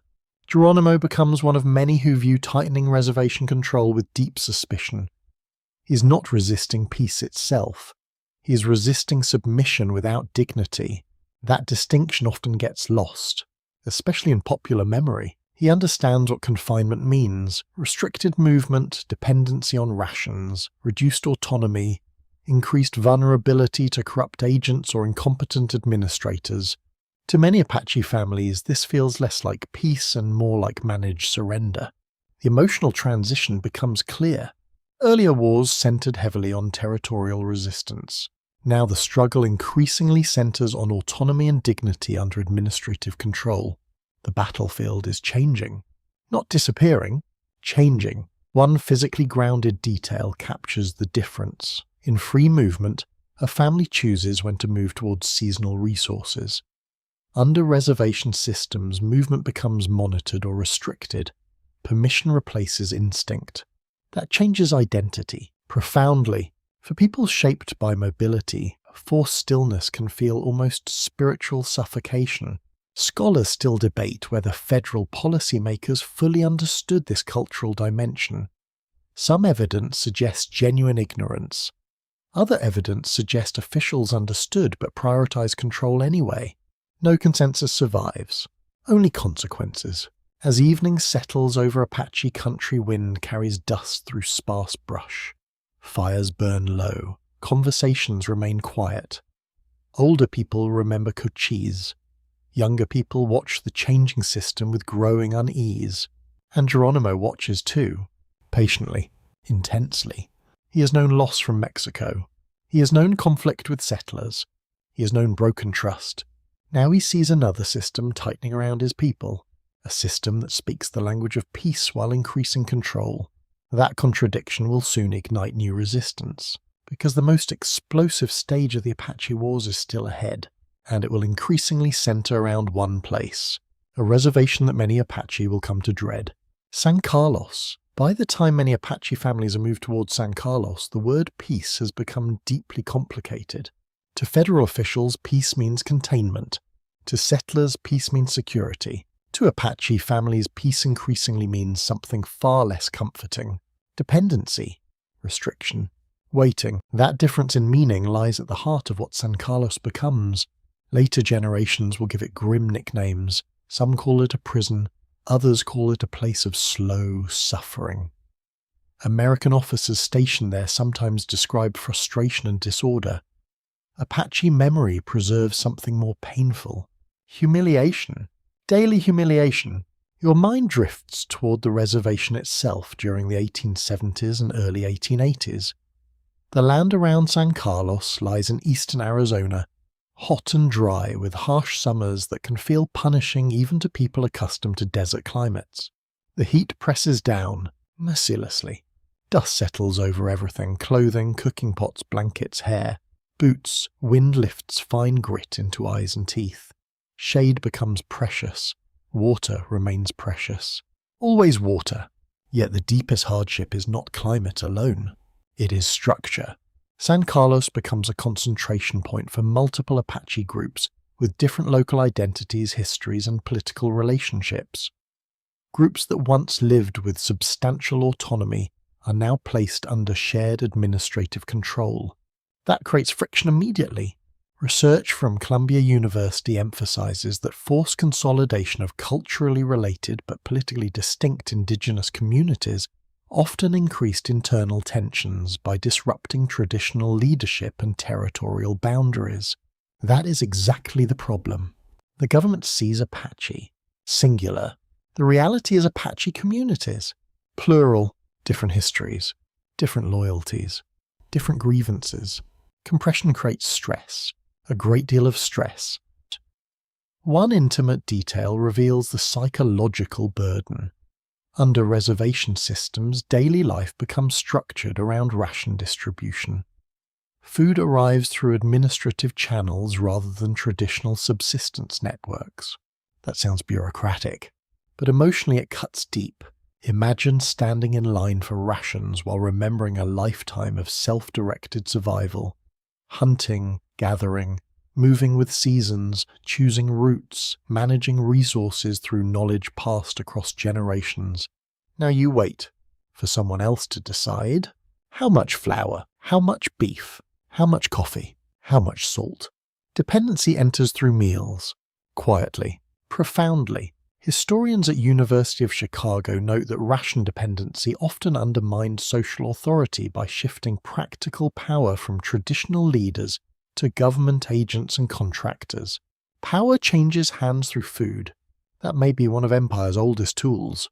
Unfortunately, administration at San Carlos often proves inconsistent at best and corrupt at worst. Supplies arrive late. Some goods are poor quality. Distribution becomes uneven. Agents vary dramatically in competence and integrity. Promises shrink. Resentment grows. And corruption spreads. Some officials skim resources. Contractors exploit supply systems. Military officers complain about inefficiency. Apache families bear the consequences. Mostly silently. Mostly daily. Historians still debate the full scale of corruption at San Carlos because documentation is uneven, but no serious scholarly view denies systemic administrative failure. The question is degree, not existence. In your ears, the echo changes into the ordinary sound of ration day. Voices, hooves, containers being moved, quiet frustration, children waiting beside tired parents. The emotional exhaustion feels heavy, not dramatic. Heavy. That heaviness changes people, especially warriors and leaders who once operated with substantial autonomy. Men who measured competence through mobility, courage, ecological intelligence and protection of kin now face bureaucratic dependency. That transition feels unbearable to many, Geronimo among them. Geronimo does not view San Carlos merely as an inconvenient settlement. To him and many others, it represents spiritual suffocation and political vulnerability. Restricted movement limits not only physical freedom but cultural continuity. That matters profoundly, because movement is identity, not just logistics. Your mind drifts across the reservation at dusk. Heat slowly releases from the earth. Children sit near small fires. Elders speak quietly. Adults exchange news about agents' supplies, rumors of transfers and possible escape. Escape.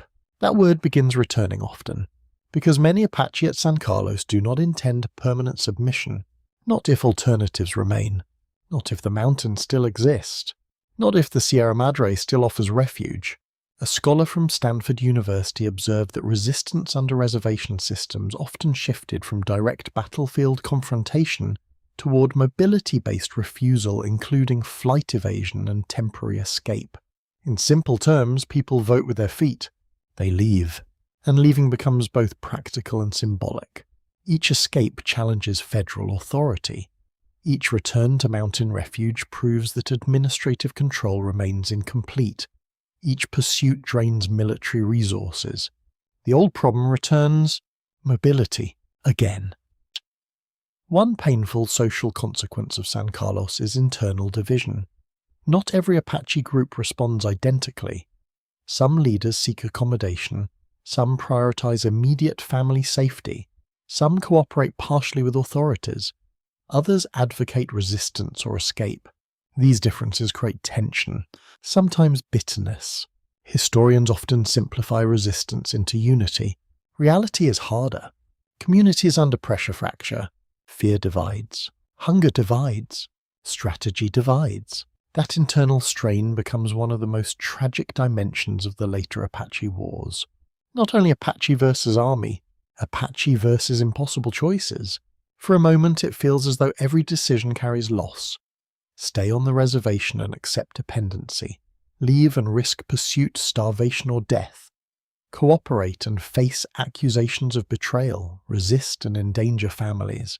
There are no clean options, only burdens. A young parent at San Carlos may ask a heartbreaking question. What future gives my child the best chance to live? That question rarely produces heroic answers. It produces human ones, practical ones, painful ones. By the early 1880s, San Carlos has become a pressure chamber. Hunger, humiliation, administrative failure, cultural disruption and internal tension combine into something volatile. Very volatile. Military officers sense instability. Apache leaders feel it more deeply. Geronimo feels it intensely. He has survived personal loss, decades of warfare, shifting policies and repeated broken promises. Now he sees a system demanding obedience while offering little dignity. That contradiction becomes intolerable. Soon escape will become action. The mountains will call again. And beyond the reservation lies one last great refuge for resistance. The rugged wilderness of the Sierra Madre in northern Mexico. There freedom remains dangerous, but real. The decision to flee a reservation is rarely dramatic in the way films like to portray. There is no triumphant music, no glorious speech before departure. More often, escape begins in whispers. A quiet conversation after dark, a glance between relatives, a decision made under exhaustion. Tonight. We leave tonight, and so during the early 1880s, groups of Apache men, women and children begin slipping away from San Carlos, vanishing into familiar terrain under cover of darkness. They travel light, blankets, weapons, water containers, food if available, and whatever can be carried without slowing movement. Nothing extra, everything essential. Your mind drifts with them into the night. Moonlight catches pale rock, dry brush scrapes against leggings, leather creaks softly with each step. Children are urged to stay silent. Horses move carefully where possible, though not every family has mounts. Every sound matters. A snapped twig, a distant dog, a shouted alarm. Fear sharpens hearing, very sharply. Among those repeatedly choosing flight is Geronimo. For him and many others, escape is not mere rebellion for rebellion's sake. It is a refusal of confinement and a return to the only survival system that still feels dignified. Freedom remains harsh, but chosen hardship feels different from imposed dependency. That difference matters deeply. Once beyond immediate military reach, fleeing Apache groups head south toward one of the most formidable refuges in North America, the Sierra Madre. These rugged mountains in northern Mexico become the last great sanctuary of Apache resistance. The terrain is brutal and magnificent. Steep ridges, narrow ravines, hidden valleys, thick pine forests at elevation, remote water sources known mainly to local guides and experienced Apache bands. It is ideal refuge, and terrible country for pursuit.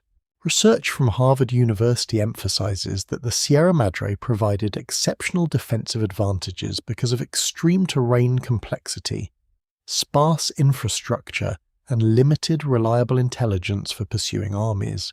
In simple terms, it swallows outsiders entirely. The mountains feel alive, not in a mystical sense, in a practical one. Every ridge hides possibility. Every canyon hides danger. Every spring hides survival. For Apache escape groups, the Sierra Madre offers something precious. Distance from administrative control. Distance from ration dependency. Distance from constant surveillance. It offers mobility again. That return feels powerful. Children who have known reservation confinement suddenly experience movement through wild country. Elders reconnect with old travel knowledge. Hunters read tracks. Scouts monitor ridge lines. Daily survival once again depends on lived skill. Hard life, but familiar life. One intimate detail captures the emotional shift. People begin making decisions based on environmental instinct rather than administrative schedule.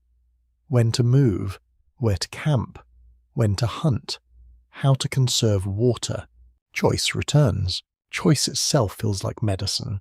Historians at Yale University note that autonomy carried psychological value beyond material survival. Even harsh freedom could feel preferable to dependency under coercive systems. That observation helps explain repeated escapes. From outside, the choice seems irrational. Why choose hunger and pursuit? From inside, the logic can feel obvious. Why choose captivity? Yet freedom in the Sierra Madre comes with immense cost. Supplies remain limited. Food must be hunted, gathered, or taken through raids. Families endure exposure fatigue and constant movement. Children tire. Elders struggle with steep terrain. No romantic illusion survives long. Freedom is work. Relentless work. And danger remains everywhere. Because escape groups are not beyond reach forever. Both American and Mexican forces now view cross-border Apache mobility as a major strategic problem. Raids can originate from Mexican refuge and strike north. Pursuit becomes diplomatically complicated because national borders matter to governments, but borders matter less to survival. Apache movement has long crossed these landscapes. Paper lines do not stop memory or necessity. In your ears, the echo changes into hoofbeats from raiding parties moving fast through difficult terrain. Raids resume with renewed intensity. Livestock, weapons, ammunition, and food become critical targets. These raids serve multiple purposes: survival, resupply, psychological pressure, demonstration of continued resistance. Each successful raid embarrasses military authorities. Again. Despite forts, patrols, and reservation policy, Apache resistance remains mobile and dangerous. This deeply frustrates federal leadership. Historians still debate how much strategic coordination existed among escaping Apache groups during this period. Some scholars argue later accounts exaggerate unity under famous leaders like Geronimo. Others emphasize flexible alliance networks rather than centralized command. No single hierarchy fully explains resistance. That ambiguity itself becomes strategic, hard to map, hard to predict, hard to defeat. A scholar from Stanford University observed that decentralized resistance often survives precisely because destroying one leader does not automatically collapse the network. That principle now defines the war. Kill one leader, others remain. Capture one band, others scatter. Pressure one valley, movement shifts elsewhere. The old problem returns. Mobility. Always mobility. Meanwhile, life at San Carlos becomes even more tense after each escape. Remaining Apache communities face tighter surveillance and increased suspicion. Military pressure intensifies. Cooperative leaders face growing accusations from both sides. Internal division deepens. Painfully, some families want stability at almost any cost. Others quietly admire escape groups. Some resent raids that provoke harsher military responses. Others see raids as necessary resistance. There is no consensus, only strain. For a moment, it feels as though the war now operates in two worlds simultaneously.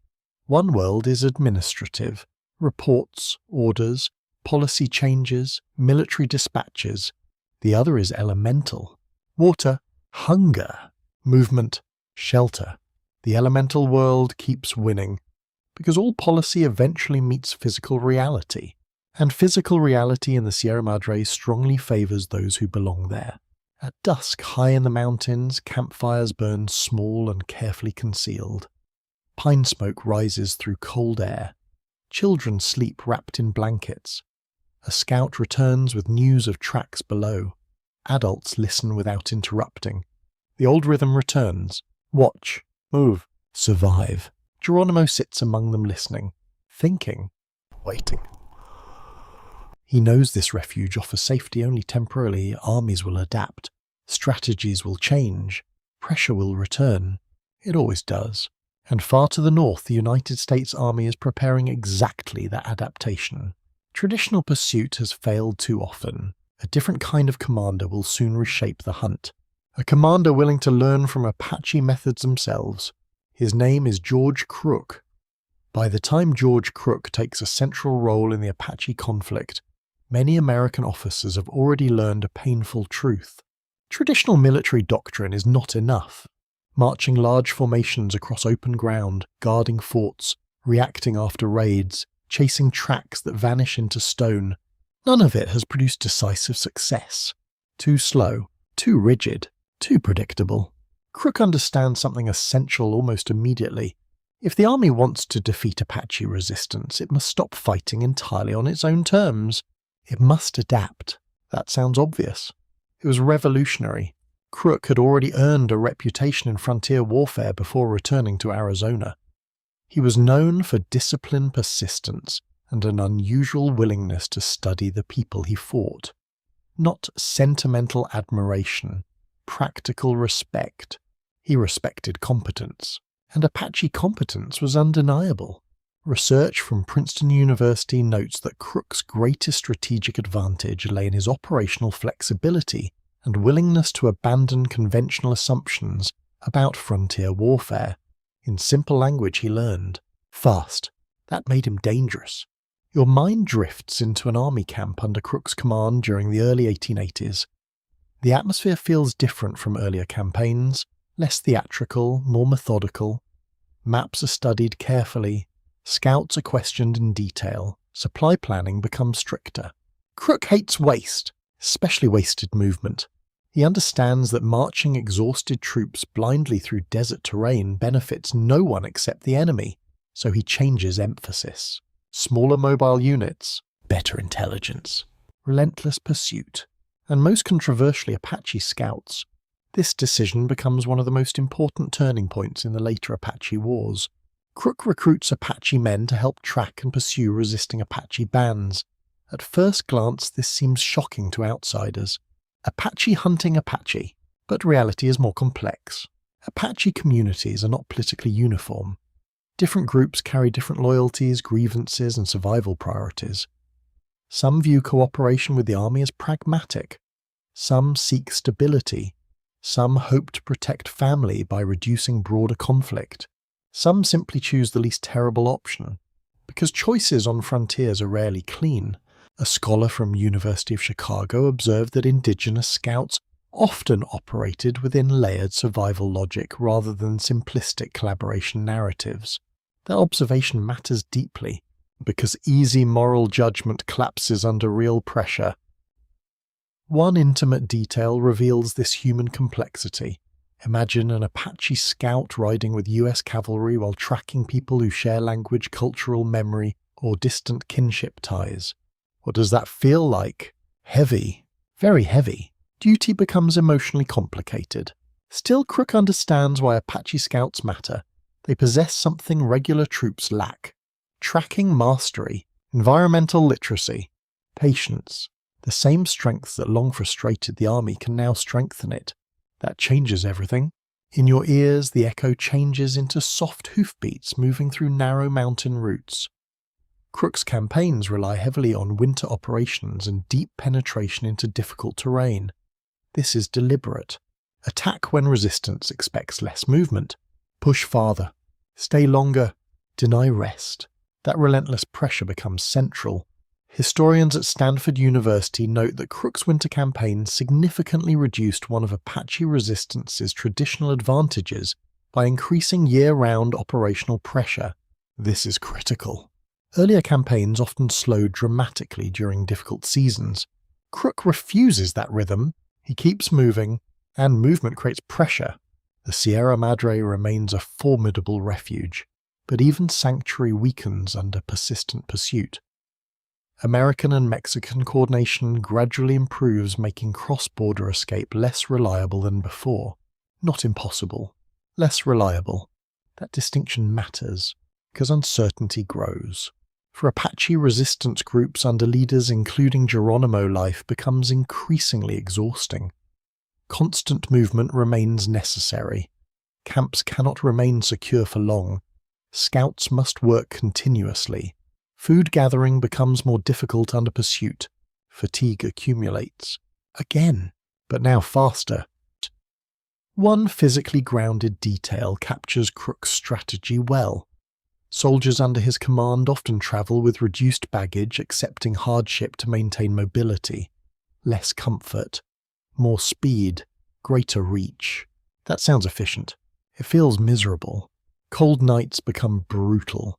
Wet blankets dry poorly. Rations grow repetitive and stale. Boots wear out under constant strain. Horses suffer too. Crook asks a great deal of his men, and of animals, Yet he believes hardship is necessary, because comfort loses wars here. For a moment it feels as though the army is slowly becoming more Apache in operational style. Not culturally, of course, but tactically. Faster. Lighter. More adaptive. That transformation narrows the gap. Geronimo notices. So do other resistance leaders. The army is no longer merely reacting. It is learning. That makes future escape harder. Historians still debate how decisive Crook's innovations were compared with broader structural changes like expanded fort networks, better logistics and political pressure. Some argue Crook receives too much credit. Others view his adaptive command style as pivotal. The truth likely combines both. Leadership matters. Systems matter too. What cannot be denied is results. Pressure intensifies. Repeatedly. By the mid-1880s, Crook succeeds in forcing negotiations with resisting Apache groups, including Geronimo. These negotiations are shaped not by total defeat, but by cumulative exhaustion. Exhaustion again. It returns everywhere in this war. Among soldiers, among scouts, among families, among leaders. Everyone grows tired. That exhaustion creates opening. In 1886, Crook meets with Geronimo and others during negotiations in the Sierra Madre. For a moment, peace seems possible. Terms of surrender are discussed. Movement toward resolution begins. The mood feels cautious, guarded, fragile. One intimate human image lingers. Men sit within speaking distance after years of pursuit and bloodshed. Faces weathered by sun and hardship. Hands rough from survival. Eyes carrying decades of memory. No speech can erase history. Only shape tomorrow. And yet even fragile negotiation can fail. Fear remains powerful. Geronimo and several followers begin worrying about what surrender truly means. Will promises hold? Will imprisonment follow? Will execution come later? These fears are not irrational. Past betrayals remain vivid. Trust remains weak. Very weak. Some witnesses later contradicted one another regarding the exact emotional dynamics of these negotiations. Historians still debate whether misunderstanding, alcohol rumor, or genuine strategic calculation caused what happened next. But what happens next changes everything. Geronimo does not remain surrendered. He flees again, into the night. And with that escape, Crook's credibility suffers severe damage. Washington loses patience. The hunt is not over. Not yet. A new commander will soon replace Crook, and he will bring fresh methods, harsher pressure, and modern technology into the final pursuit. His name is Nelson A. Miles. When news reaches Washington that Geronimo has escaped yet again after surrender negotiations, patience collapses completely. Many officials had tolerated years of costly campaigns because the frontier always seemed one step away from resolution. One more expedition, one more negotiation, one more promise of peace. Now that optimism fades. The escape feels humiliating, not only militarily, politically. Newspapers seize the story at once. Headlines portray Geronimo as a phantom who repeatedly embarrasses the United States Army. Public imagination transforms a small, mobile resistance group into something almost mythic, bigger than reality, but powerful in symbolism. That symbolism matters a great deal. Research from Columbia University notes that media coverage during the late Apache Wars amplified public perceptions far beyond the actual size of resisting Apache groups. That point is striking, because by 1886 the number of Apaches still actively resisting with Geronimo is surprisingly small. Not hundreds. Not armies. Dozens. Mostly men, women, and children moving through impossible terrain. And yet the entire machinery of the United States government remains focused on them. That contrast feels almost surreal. Small group, massive pursuit, national obsession. Into this pressure steps a new commander, Nelson A. Miles. Miles differs from Crook in temperament and style.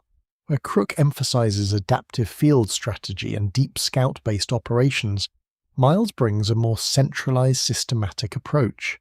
He is ambitious, disciplined, and highly conscious of public reputation. He intends to finish this decisively. Your mind drifts into Miles's command headquarters. Maps cover tables, dispatches arrive constantly, officers move in and out with reports, lantern light flickers over marked routes, mountain passes and supply points. The atmosphere feels sharper, more bureaucratic, less improvisational. Miles understands something important. Geronimo's remaining freedom depends on mobility communication and access to safe routes. Break those. End the resistance. Simple in concept, hard in execution. Still, Miles introduces new tools. One of the most significant is expanded use of the telegraph. The telegraph may sound almost mundane today, but in frontier warfare it changes tempo dramatically. Information that once travelled by horse over days can now move in hours across connected military posts. Speed changes command, speed changes pursuit. Research from Stanford University emphasises that improved communications in the late 19th century significantly increased the Army's ability to coordinate distributed operations across difficult terrain. That advantage matters enormously, because the Apache had long benefited from communication lag. Now that lag narrows. Not completely. Enough. In your ears, the echo changes from hoofbeats to the metallic tapping of telegraph lines. Short signals cross distance. Orders move faster. Patrol routes adjust quickly. Intelligence spreads across forts with new efficiency. The net tightens. Quietly. Relentlessly. Miles also expands deployment patterns. Instead of relying only on large pursuit columns, he saturates likely movement corridors with smaller patrol units. Scouts signal stations and interception points. The strategy resembles pressure from all sides. Not chase. Contain. Constrict. Deny openings. A scholar from Harvard University observed that the final phase of the Apache Wars increasingly resembled systems control, rather than traditional battlefield warfare. That phrase sounds cold. It is, because the goal is no longer dramatic victory, it is exhaustion. Systematic exhaustion. For Geronimo's group, conditions worsen rapidly. Constant movement becomes even more demanding under expanding surveillance. Food remains scarce, sleep becomes fragmented, trust becomes fragile, and children are still present. That fact remains haunting. This is not merely a war band. It is a moving community. Families endure everything alongside fighters. One intimate detail cuts through all grand strategy. Imagine a child waking before dawn in a hidden camp, shivering beneath a blanket stiff with dust and cold. The child does not think about military strategy. The child thinks about hunger and warmth. That is all. War becomes brutally simple at that level. Eat, rest, keep moving. Miles increasingly relies on Apache scouts as well, despite earlier tensions over how scouts were used. He understands what every successful commander in this war eventually learns. Local knowledge is indispensable. Without it, maps lie. With it, terrain speaks. Historians still debate whether Miles unfairly minimized Crook's contributions while claiming credit for final success. Some military historians argue Miles benefited heavily from systems and pressure already established under Crook. Others stress that Miles's communication and containment methods proved uniquely decisive. The debate remains active. Credit is complicated. Victory usually is. Meanwhile, internal Apache divisions deepen further. Some groups want surrender. Some still distrust all promises. Some fear imprisonment. Some fear death. Others simply feel too exhausted to continue. Exhaustion returns. Again. It never truly leaves this story. For a moment, it feels as though the war has narrowed into something intensely human. No longer vast campaigns across whole regions, but a shrinking circle around a handful of people carrying enormous symbolic weight. The United States wants closure. Geronimo wants survival with dignity. The gap remains painful. One emotionally grounded reality drives everything now. Memory. Geronimo remembers broken promises. He remembers massacres. He remembers loss. Why trust surrender? That question haunts every negotiation. No simple answer exists. In military camps across Arizona and New Mexico, soldiers sense the end may be near. Yet no one grows careless. The last stage of pursuit can be the most dangerous. Cornered resistance can remain unpredictable. Officers repeat instructions. Stay alert. Maintain patrol. Trust reports. No mistakes. At dusk, signal fires glow faintly from distant stations. Telegraph lines hum with coded urgency. Scouts return with fresh tracks. Horses are saddled again. Movement never stops. Not yet. High in rugged border country, Geronimo and his remaining followers keep moving through exhaustion, hunger, and uncertainty.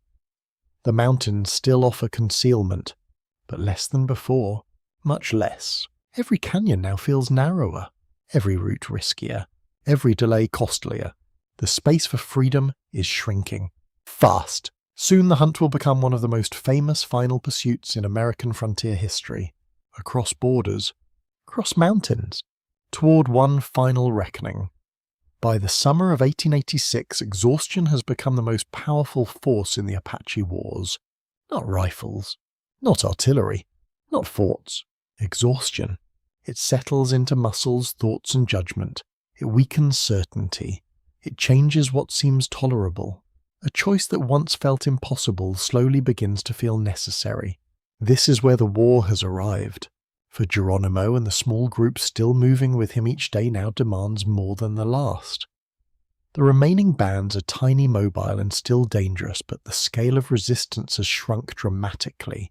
The myth remains large. Reality has become intimate.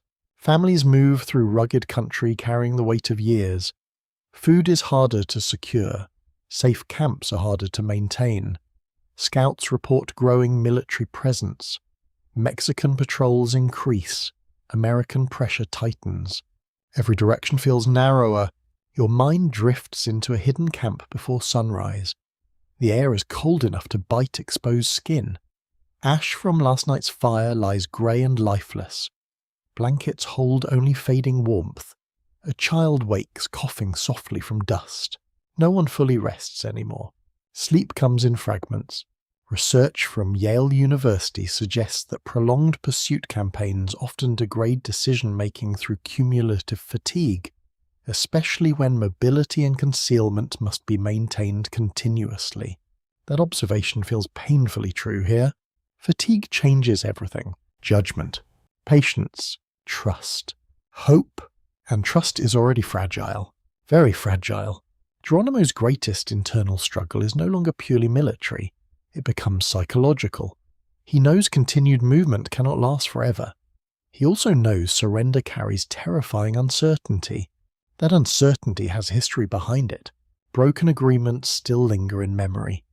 Past negotiations collapsed into renewed confinement. Promises shifted with commanders and policy changes. Why believe this time will be different? That question follows him constantly. Accounts from those near Geronimo suggest morale fluctuates sharply during this period. Some followers want surrender. Some remain committed to resistance. Some are simply too exhausted to think strategically. That division matters, because small groups under pressure feel internal tension intensely. Every disagreement feels larger. One intimate detail reveals the emotional strain. Even routine conversations become weighted with consequence. A quiet discussion over whether to move camp north or south now carries life and death implications. Direction becomes destiny. Simple choices stop feeling simple. Historians at University of Chicago note that the final Apache resistance cannot be understood solely through military analysis, because internal emotional strain became central to decision-making. That makes sense. By now, survival itself is negotiation, not only with armies, with fear, with memory, with each other. In your ears, the echo changes into hoofbeats from messengers carrying proposals for renewed negotiation. Under the command structure of Nelson A. Miles, military pressure continues, but Miles increasingly relies on trusted intermediaries to reopen surrender discussions. One of the most important figures becomes Lieutenant Charles Gatewood, a young officer with unusually strong knowledge of Apache language and customs. Unlike many officers, Gatewood understands something crucial. Force alone may fail. Words still matter. Research from Harvard University emphasizes that culturally informed intermediaries often played decisive roles in late frontier negotiations because they reduced misunderstanding at critical moments. That role becomes essential. Again, history keeps returning to trust. Gatewood travels into dangerous territory to contact Geronimo. The mission itself carries enormous risk. A misread gesture, a failed message, a rumor of deception and violence could erupt instantly. But something different happens. Conversation. Careful conversation. For a moment it feels as though the entire war narrows into spoken words between tired men carrying too much history. Gatewood delivers Miles's message. Surrender terms are discussed. Assurances are offered. Safety is promised. Yet one detail creates deep anxiety. Exile. Geronimo learns that not only resisting fighters, but Apache scouts and many others may be relocated east as prisoners of war. That changes emotional calculation profoundly, because even cooperation no longer guarantees remaining in homeland. Many Apache scouts feel betrayed by this policy. They had assisted the army, endured moral burden, and now face imprisonment alongside those they helped pursue. The bitterness runs deep. Historians still debate whether this broad exile policy was strategically necessary or politically driven by public fear. Some argue federal leaders wanted permanent removal to prevent renewed resistance. Others contend collective punishment reflected racial suspicion more than military logic. The debate remains unresolved. The consequences do not. They are brutal. For Geronimo, surrender now means more than laying down arms. It means accepting separation from homeland, uncertain imprisonment, and the collapse of Romanian autonomy. That is a heavy threshold. Perhaps the heaviest. One physically grounded detail lingers from the final negotiations. Men sit in rough terrain with dust on boots, sweat dried into fabric weapons nearby, yet lowered. Faces are lined by sun and age. No one here resembles heroic paintings. Only tired humans, very tired humans, and that may be why surrender finally becomes possible. Not because trust is complete. It is not. Not because hope is strong. It is fragile. Because exhaustion leaves few alternatives. For a moment, Geronimo looks at the people with him. Families, children, elders, fighters, survivors. What future remains? More running, more hunger, more dead children. The question hurts, because there may no longer be a good answer, only the least unbearable one. As August turns towards September, movement slows. Negotiations solidify. Resistance narrows toward final decision. The long arc of the Apache Wars begins bending toward closure. Not triumph, closure. There is a difference. Triumph celebrates. Closure mourns. And this ending will contain much mourning. Night falls over the borderlands. Wind moves through brush and stone. Campfires burn small and low. Somewhere beyond the darkness, soldiers wait with disciplined patience. Some know the end is near. Some do not dare believe it. Geronimo still holds the power to flee once more, but each remaining path leads towards suffering. The mountains that once offered freedom now feel like walls, and soon, in a place called Skeleton Canyon, the final decision will come. By late summer of 1886, the final stage of the Apache Wars feels less like open war and more like a tightening net. There are no grand cavalry charges, no heroic banners against the sunset, no glorious final battle that later painters can easily romanticize. Instead, the end approaches through pressure communication, exhaustion, and mathematics. Routes are closing, water access is monitored. Scouts report movement with increasing precision. Freedom still exists, but only in shrinking pockets. Nelson A. Miles understands this clearly. He does not need a dramatic battlefield victory. He needs certainty. He needs containment. He needs to remove every practical path to escape. Your mind drifts across military positions scattered through the southwest. Small detachments occupy key passes. Signal stations monitor ridgelines. Patrols move through likely corridors. Telegraph messages pass rapidly between forts, carrying intelligence faster than ever before. What once took days now takes hours. That change is enormous. Research from Stanford University shows that late 19th century communications technology increasingly transformed frontier command by reducing information delays that mobile resistance had long exploited. The army finally begins fighting time itself more efficiently, and time matters now. Very much, for Geronimo's group time no longer feels like an ally. Every day spent moving means more hunger, more fatigue, more exposure, more risk of discovery. The old rhythm of evade, regroup and raid becomes harder to sustain. Even the mountains feel different now. Ridges that once offered concealment increasingly feel like funnels. Valleys feel watched. Springs feel dangerous. Safe routes begin disappearing. In your ears, the echo changes into the sound of signal mirrors flashing from distant heights, followed by the metallic clicks of telegraph relays in faraway forts. It feels strange that modern technology is helping close one of the oldest conflicts on the frontier. One intimate detail reveals how total the pressure has become. Soldiers stationed at remote observation points often spend long hours doing almost nothing visible, watching, waiting, scanning empty terrain through heat distortion. It sounds dull. It is not. Monotony under tension wears the mind down. A young soldier may stare at shimmering ridges for hours, knowing one small movement could matter enormously. Fatigue affects the hunters too. Historians at Princeton University note that effective counterinsurgency often depends less on decisive combat than on denying operational freedom. That phrase feels clinical, but its meaning's simple. Make movement expensive, make hiding difficult, make escape exhausting. Eventually resistance breaks under accumulated pressure. That is Miles's strategy, and it is working. Apache scouts remain essential in this phase. Their contribution becomes even more sensitive now because every track-broken branch, disturbed gravel patch, or altered dust pattern might reveal critical movement. A regular cavalry officer might ride past such signs without noticing. An experienced scout sees narrative in the ground. Someone passed here. How many? How recently? With horses.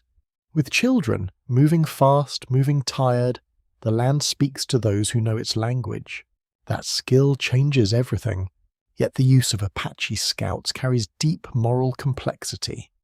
Some scouts now realize they too may face exile after the campaign ends. This knowledge poisons morale. Why continue helping if loyalty offers punishment? Historians at Harvard University emphasize that this policy created lasting bitterness because it blurred distinctions between allies and enemies. That bitterness matters because betrayal leaves long shadows. For a moment it feels as though the entire conflict has become haunted by one recurring force. Broken trust, again and again. Bascom, reservations, surrenders, exile. Promises rarely stay intact. No wonder trust remains scarce. Meanwhile, Geronimo faces increasing internal pressure from within his own group. Some followers have reached their limit physically and emotionally. Children are weak. Older people are exhausted. Even seasoned fighters feel the toll of endless movement. Hunger sharpens tempers. Small disagreements grow heavier under fatigue. Should they continue south? Hide longer, seek terms. Every discussion carries immense emotional weight. One physically grounded detail stays with you. A blanket stiff with dust offers poor comfort after cold mountain nights. Boots wear thin, leather straps crack, food portions shrink. Even simple walking becomes painful after months of strain. Survival is not cinematic here. It is bodily. Feet blister, shoulders ache, sleep fails. War reduces grandeur quickly. In your mind, Geronimo studies the faces around him. He sees not symbols of resistance, but people he knows. Children whose voices he recognizes. Women carrying impossible burdens. Men who have followed him through years of danger. Their exhaustion becomes his burden too. Leadership changes under that weight. Resistance no longer asks only, can we fight? It asks, What are we preserving if everyone breaks? Historians still debate exactly when Geronimo internally accepted that continued flight had become unsustainable. Some argue he recognized it weeks before surrender. Others suggest he remained undecided until the final hours. No clear agreement survives because human decision rarely unfolds in neat dramatic moments. Often surrender happens gradually inside the mind before it becomes public action. That feels true. Acceptance rarely arrives with ceremony. It settles quietly. Miles continues tightening operational control. Patrols overlap. Scouts report fewer escape corridors. Officers sense momentum. Still caution remains absolute. A cornered resistance group can remain dangerous, and everyone remembers previous escapes. No commander wants another humiliation. Orders remain strict. Stay alert. Verify intelligence. No assumptions. No mistakes. Night falls across the borderlands. Wind brushes dry grass. Distant campfires flicker on both sides of the hunt. Soldiers clean rifles under low light. Scouts murmur over fresh tracks. Horses stand breathing softly in darkness.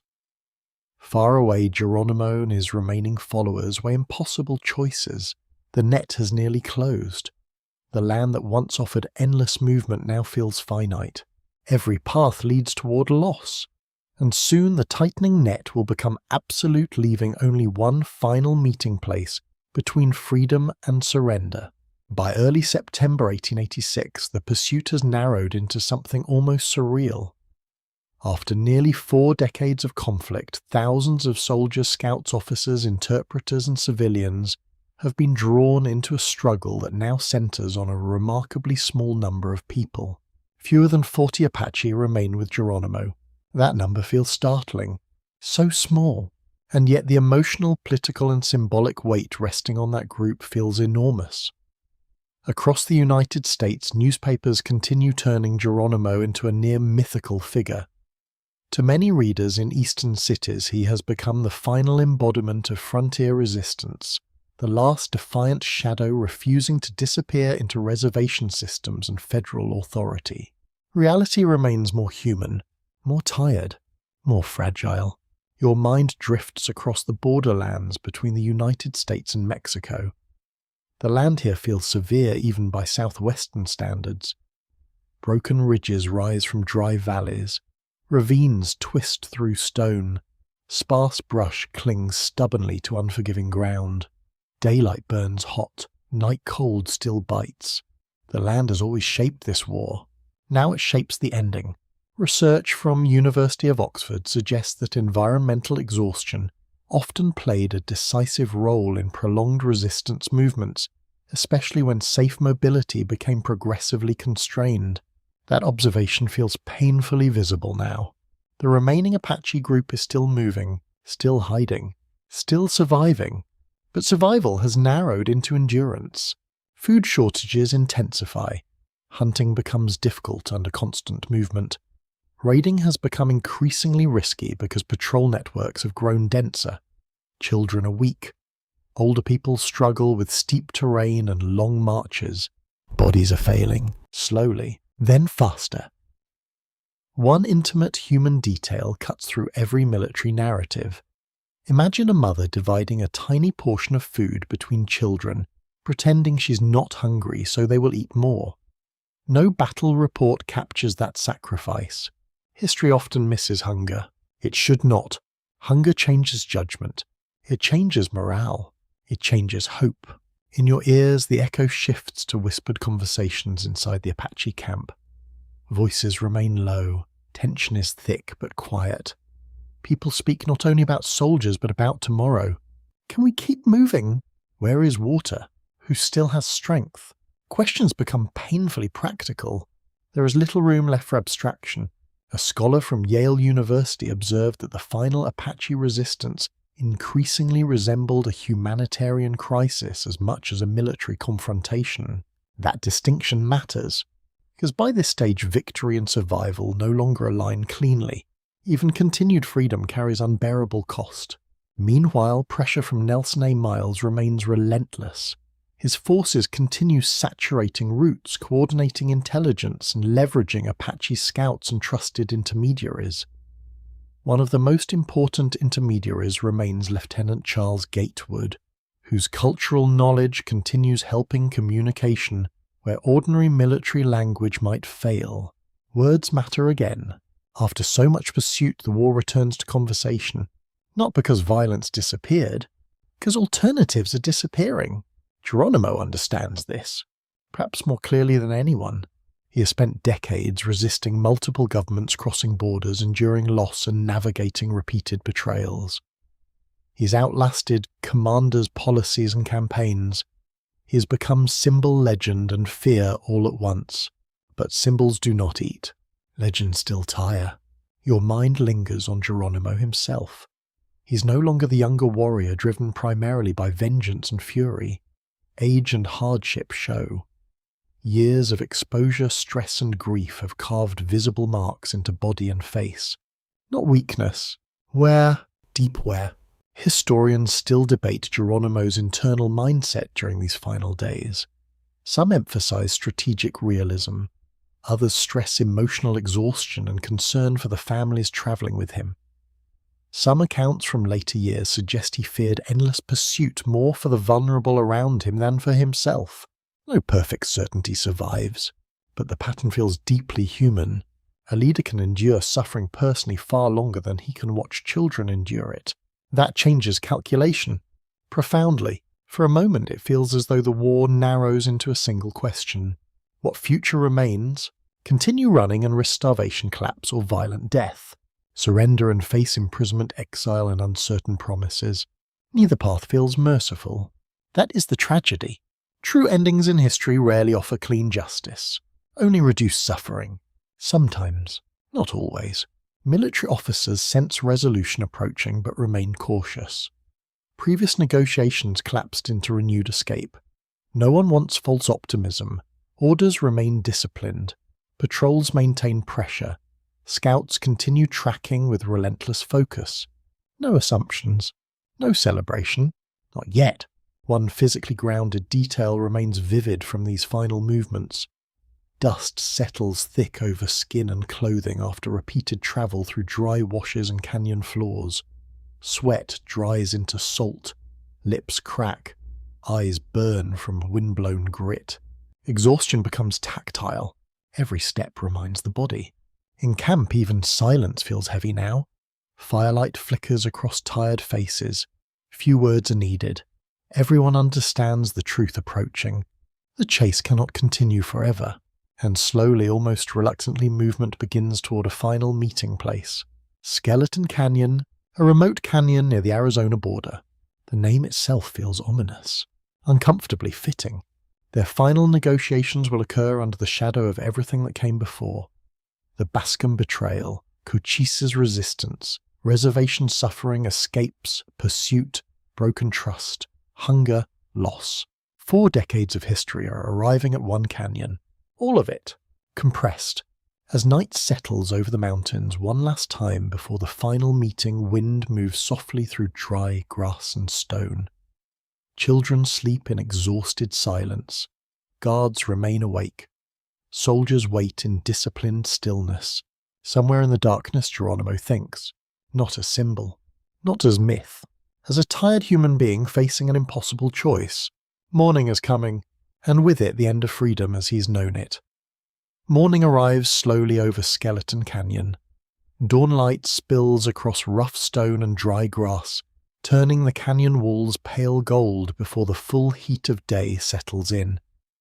The air feels cool for a brief moment, almost gentle, almost merciful, but mercy feels complicated here. After nearly 40 years of intermittent warfare, countless raids, retaliations, failed negotiations, betrayals, marches, hunger and grief, everything now narrows into this place. Skeleton Canyon. The name feels haunting. Too perfect. Your mind drifts into the canyon as both sides approach with profound caution. Soldiers remain disciplined rifles, close but lowered. Horses snort softly, breath visible in the cool morning air. Leather saddles creak. dust settles over boots and blanket rolls. No one relaxes. Not fully. Not yet. Because history weighs heavily here. Everyone remembers earlier failures. Everyone remembers broken promises. Trust remains fragile. Painfully fragile. At the centre of this final meeting stands Geronimo. He is weary now in ways no simple description can capture. Age matters. Hunger matters. Loss matters. Years of pursuit matter. Yet even in exhaustion his presence carries gravity. He is no ordinary prisoner. He is the final face of organised Apache resistance. That symbolic weight changes everything. Research from Harvard University emphasises that surrender events in long resistance conflicts often carry enormous psychological significance beyond military outcome, functioning as symbolic closures for entire societies. Skeleton Canyon becomes exactly that, a symbolic ending, not a simple one. As negotiations resume, the central issue remains the same one haunting recent discussions. What happens after surrender? This question is not procedural. It is existential. Geronimo knows promises have failed before. He knows agreements can shift after weapons are laid down. He knows surrender without credible guarantees can become disaster. That knowledge shapes every word. Accounts from military observers suggest the atmosphere during the final surrender was tense but restrained. No dramatic shouting, no cinematic confrontation. Instead, tired men speak carefully because everyone understands how easily mistrust could reignite violence. Words move slowly, carefully.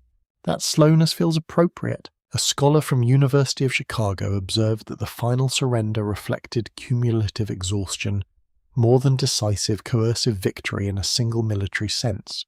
That assessment feels right, because what finally breaks resistance is not one battle, it is attrition, years of attrition. One intimate detail lingers powerfully. Among Geronimo's group are women and children who have endured the final months of flight through hunger, cold nights and relentless uncertainty. Their condition matters deeply. This is not just warriors surrendering, it is families. Families carrying the cost of history. That truth strips away romantic myths. War becomes painfully human again. In your ears, the echo changes into quiet voices, restrained commands, and the soft clink of metal equipment. No triumphant music accompanies this ending. No cheering crowds stand nearby. Only fatigue. Exhausted fatigue. Eventually the moment comes. Geronimo agrees to surrender. The date is September 4th, 1886. After decades of conflict, the Apache Wars effectively end. Pause there. Let the weight settle. 40 years. Finished. Not with spectacle. With surrender. Historians still debate whether Geronimo believed promises made at Skeleton Canyon would be honoured as presented. Some evidence suggests he expected eventual return after temporary imprisonment. Other accounts indicate he remained deeply sceptical, but saw no viable alternative. No clear agreement survives. Only consequences, and those consequences prove severe. Despite assurances of temporary detention, Geronimo and his followers are designated prisoners of war. Worse still, Apache scouts who helped the United States Army are also taken as prisoners. That decision creates bitter outrage, even among some military observers. Why imprison allies? The official rationale centers on preventing renewed resistance and reducing future instability. Yet many contemporaries and later historians view the decision as collective punishment, rooted in deep mistrust.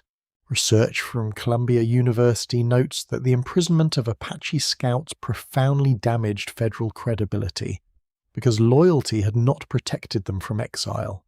Trust breaks again, one final time. That bitter irony feels cruel. Men who helped end the war lose freedom alongside those they pursued. History can be merciless that way. Your mind drifts toward the emotional aftermath of surrender. Weapons are relinquished. Mobility ends. Choice narrows into military custody. The psychological transition must feel crushing. For decades, movement meant survival. Now movement ends. Imagine that shift. No more choosing routes. No more deciding camp locations.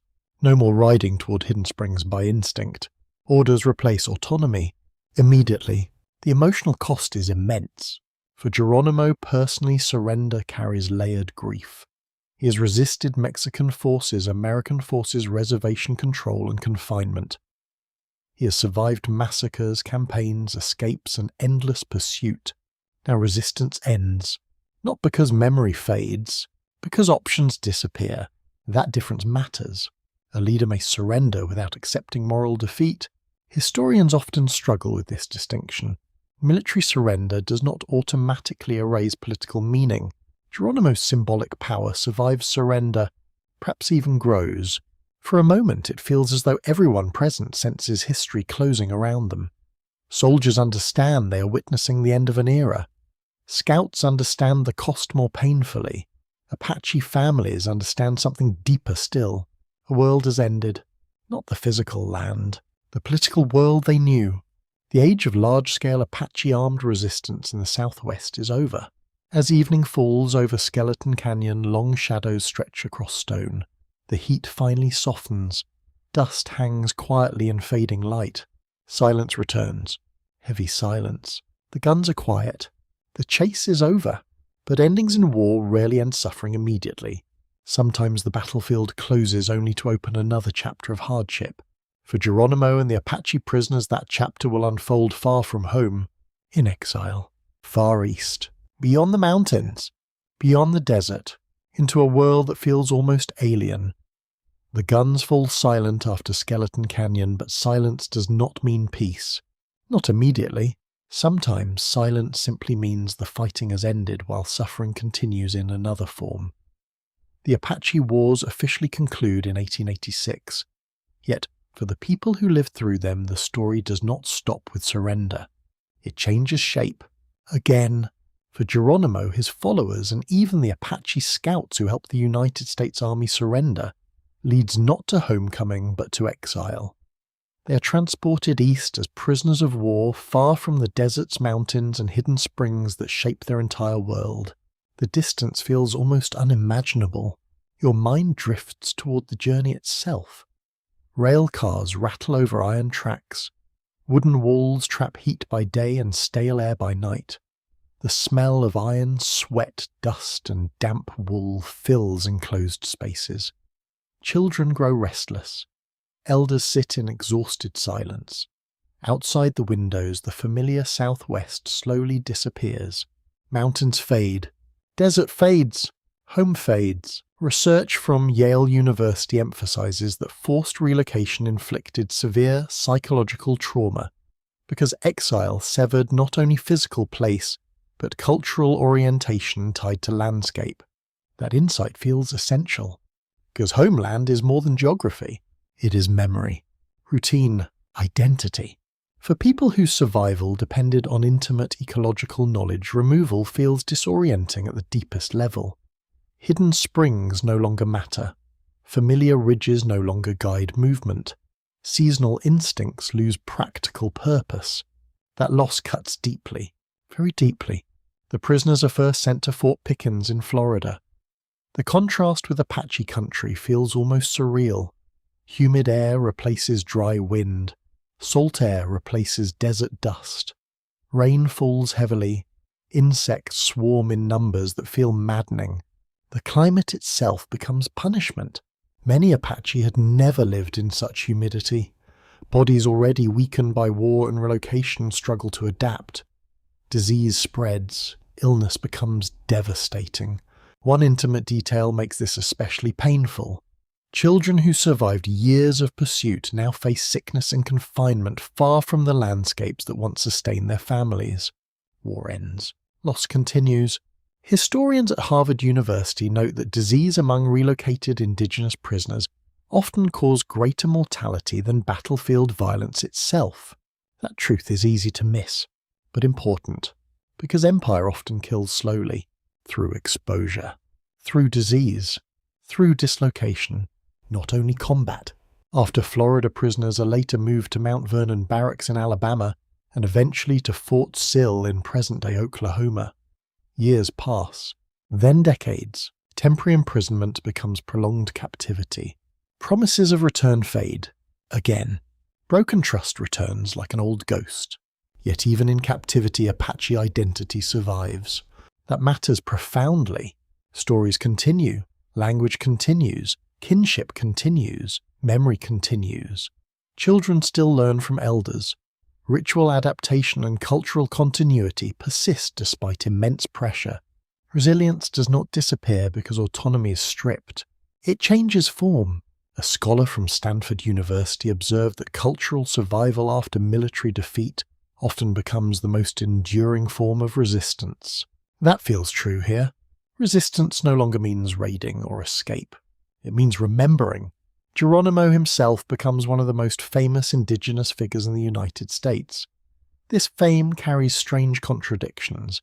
He becomes a public curiosity invited to fairs, exhibitions, and national events.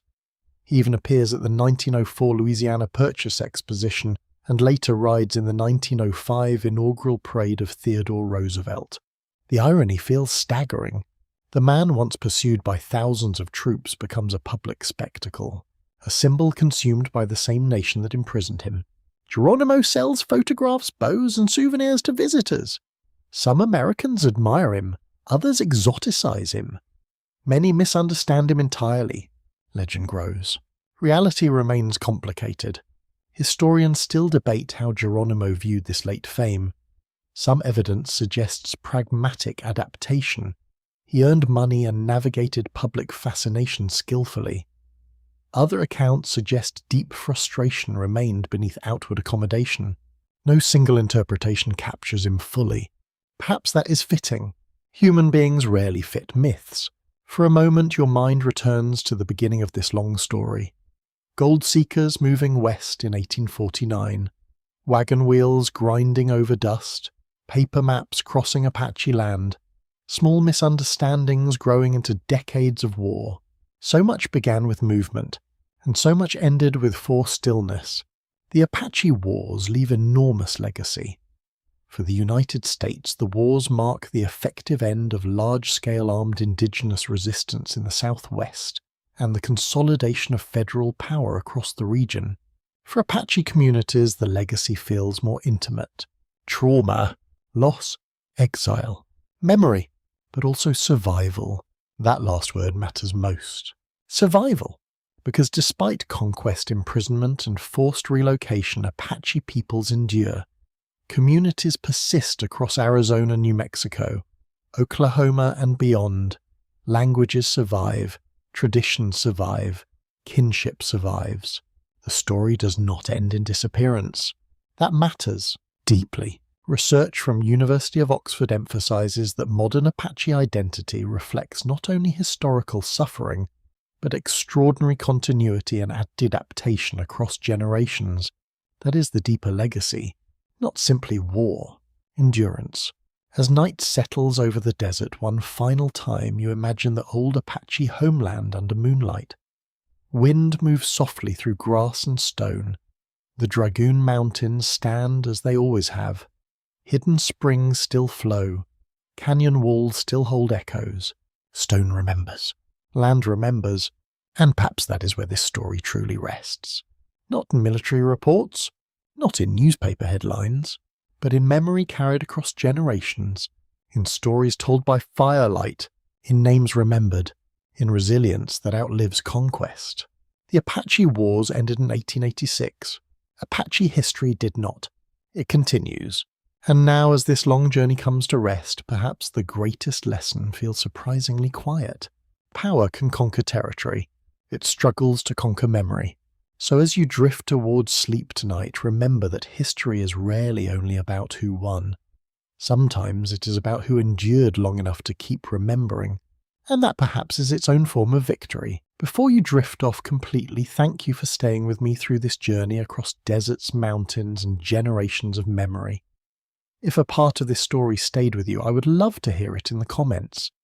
Tell me which moment moved you most or which figure you found most unforgettable. These shared reflections help keep history alive. And if you enjoyed tonight's story, there is another journey waiting for you on the channel where we continue exploring the forgotten lives, struggles, and quiet resilience of people across history. Until next time, rest. We'll stay curious and carry these stories gently with you into the night,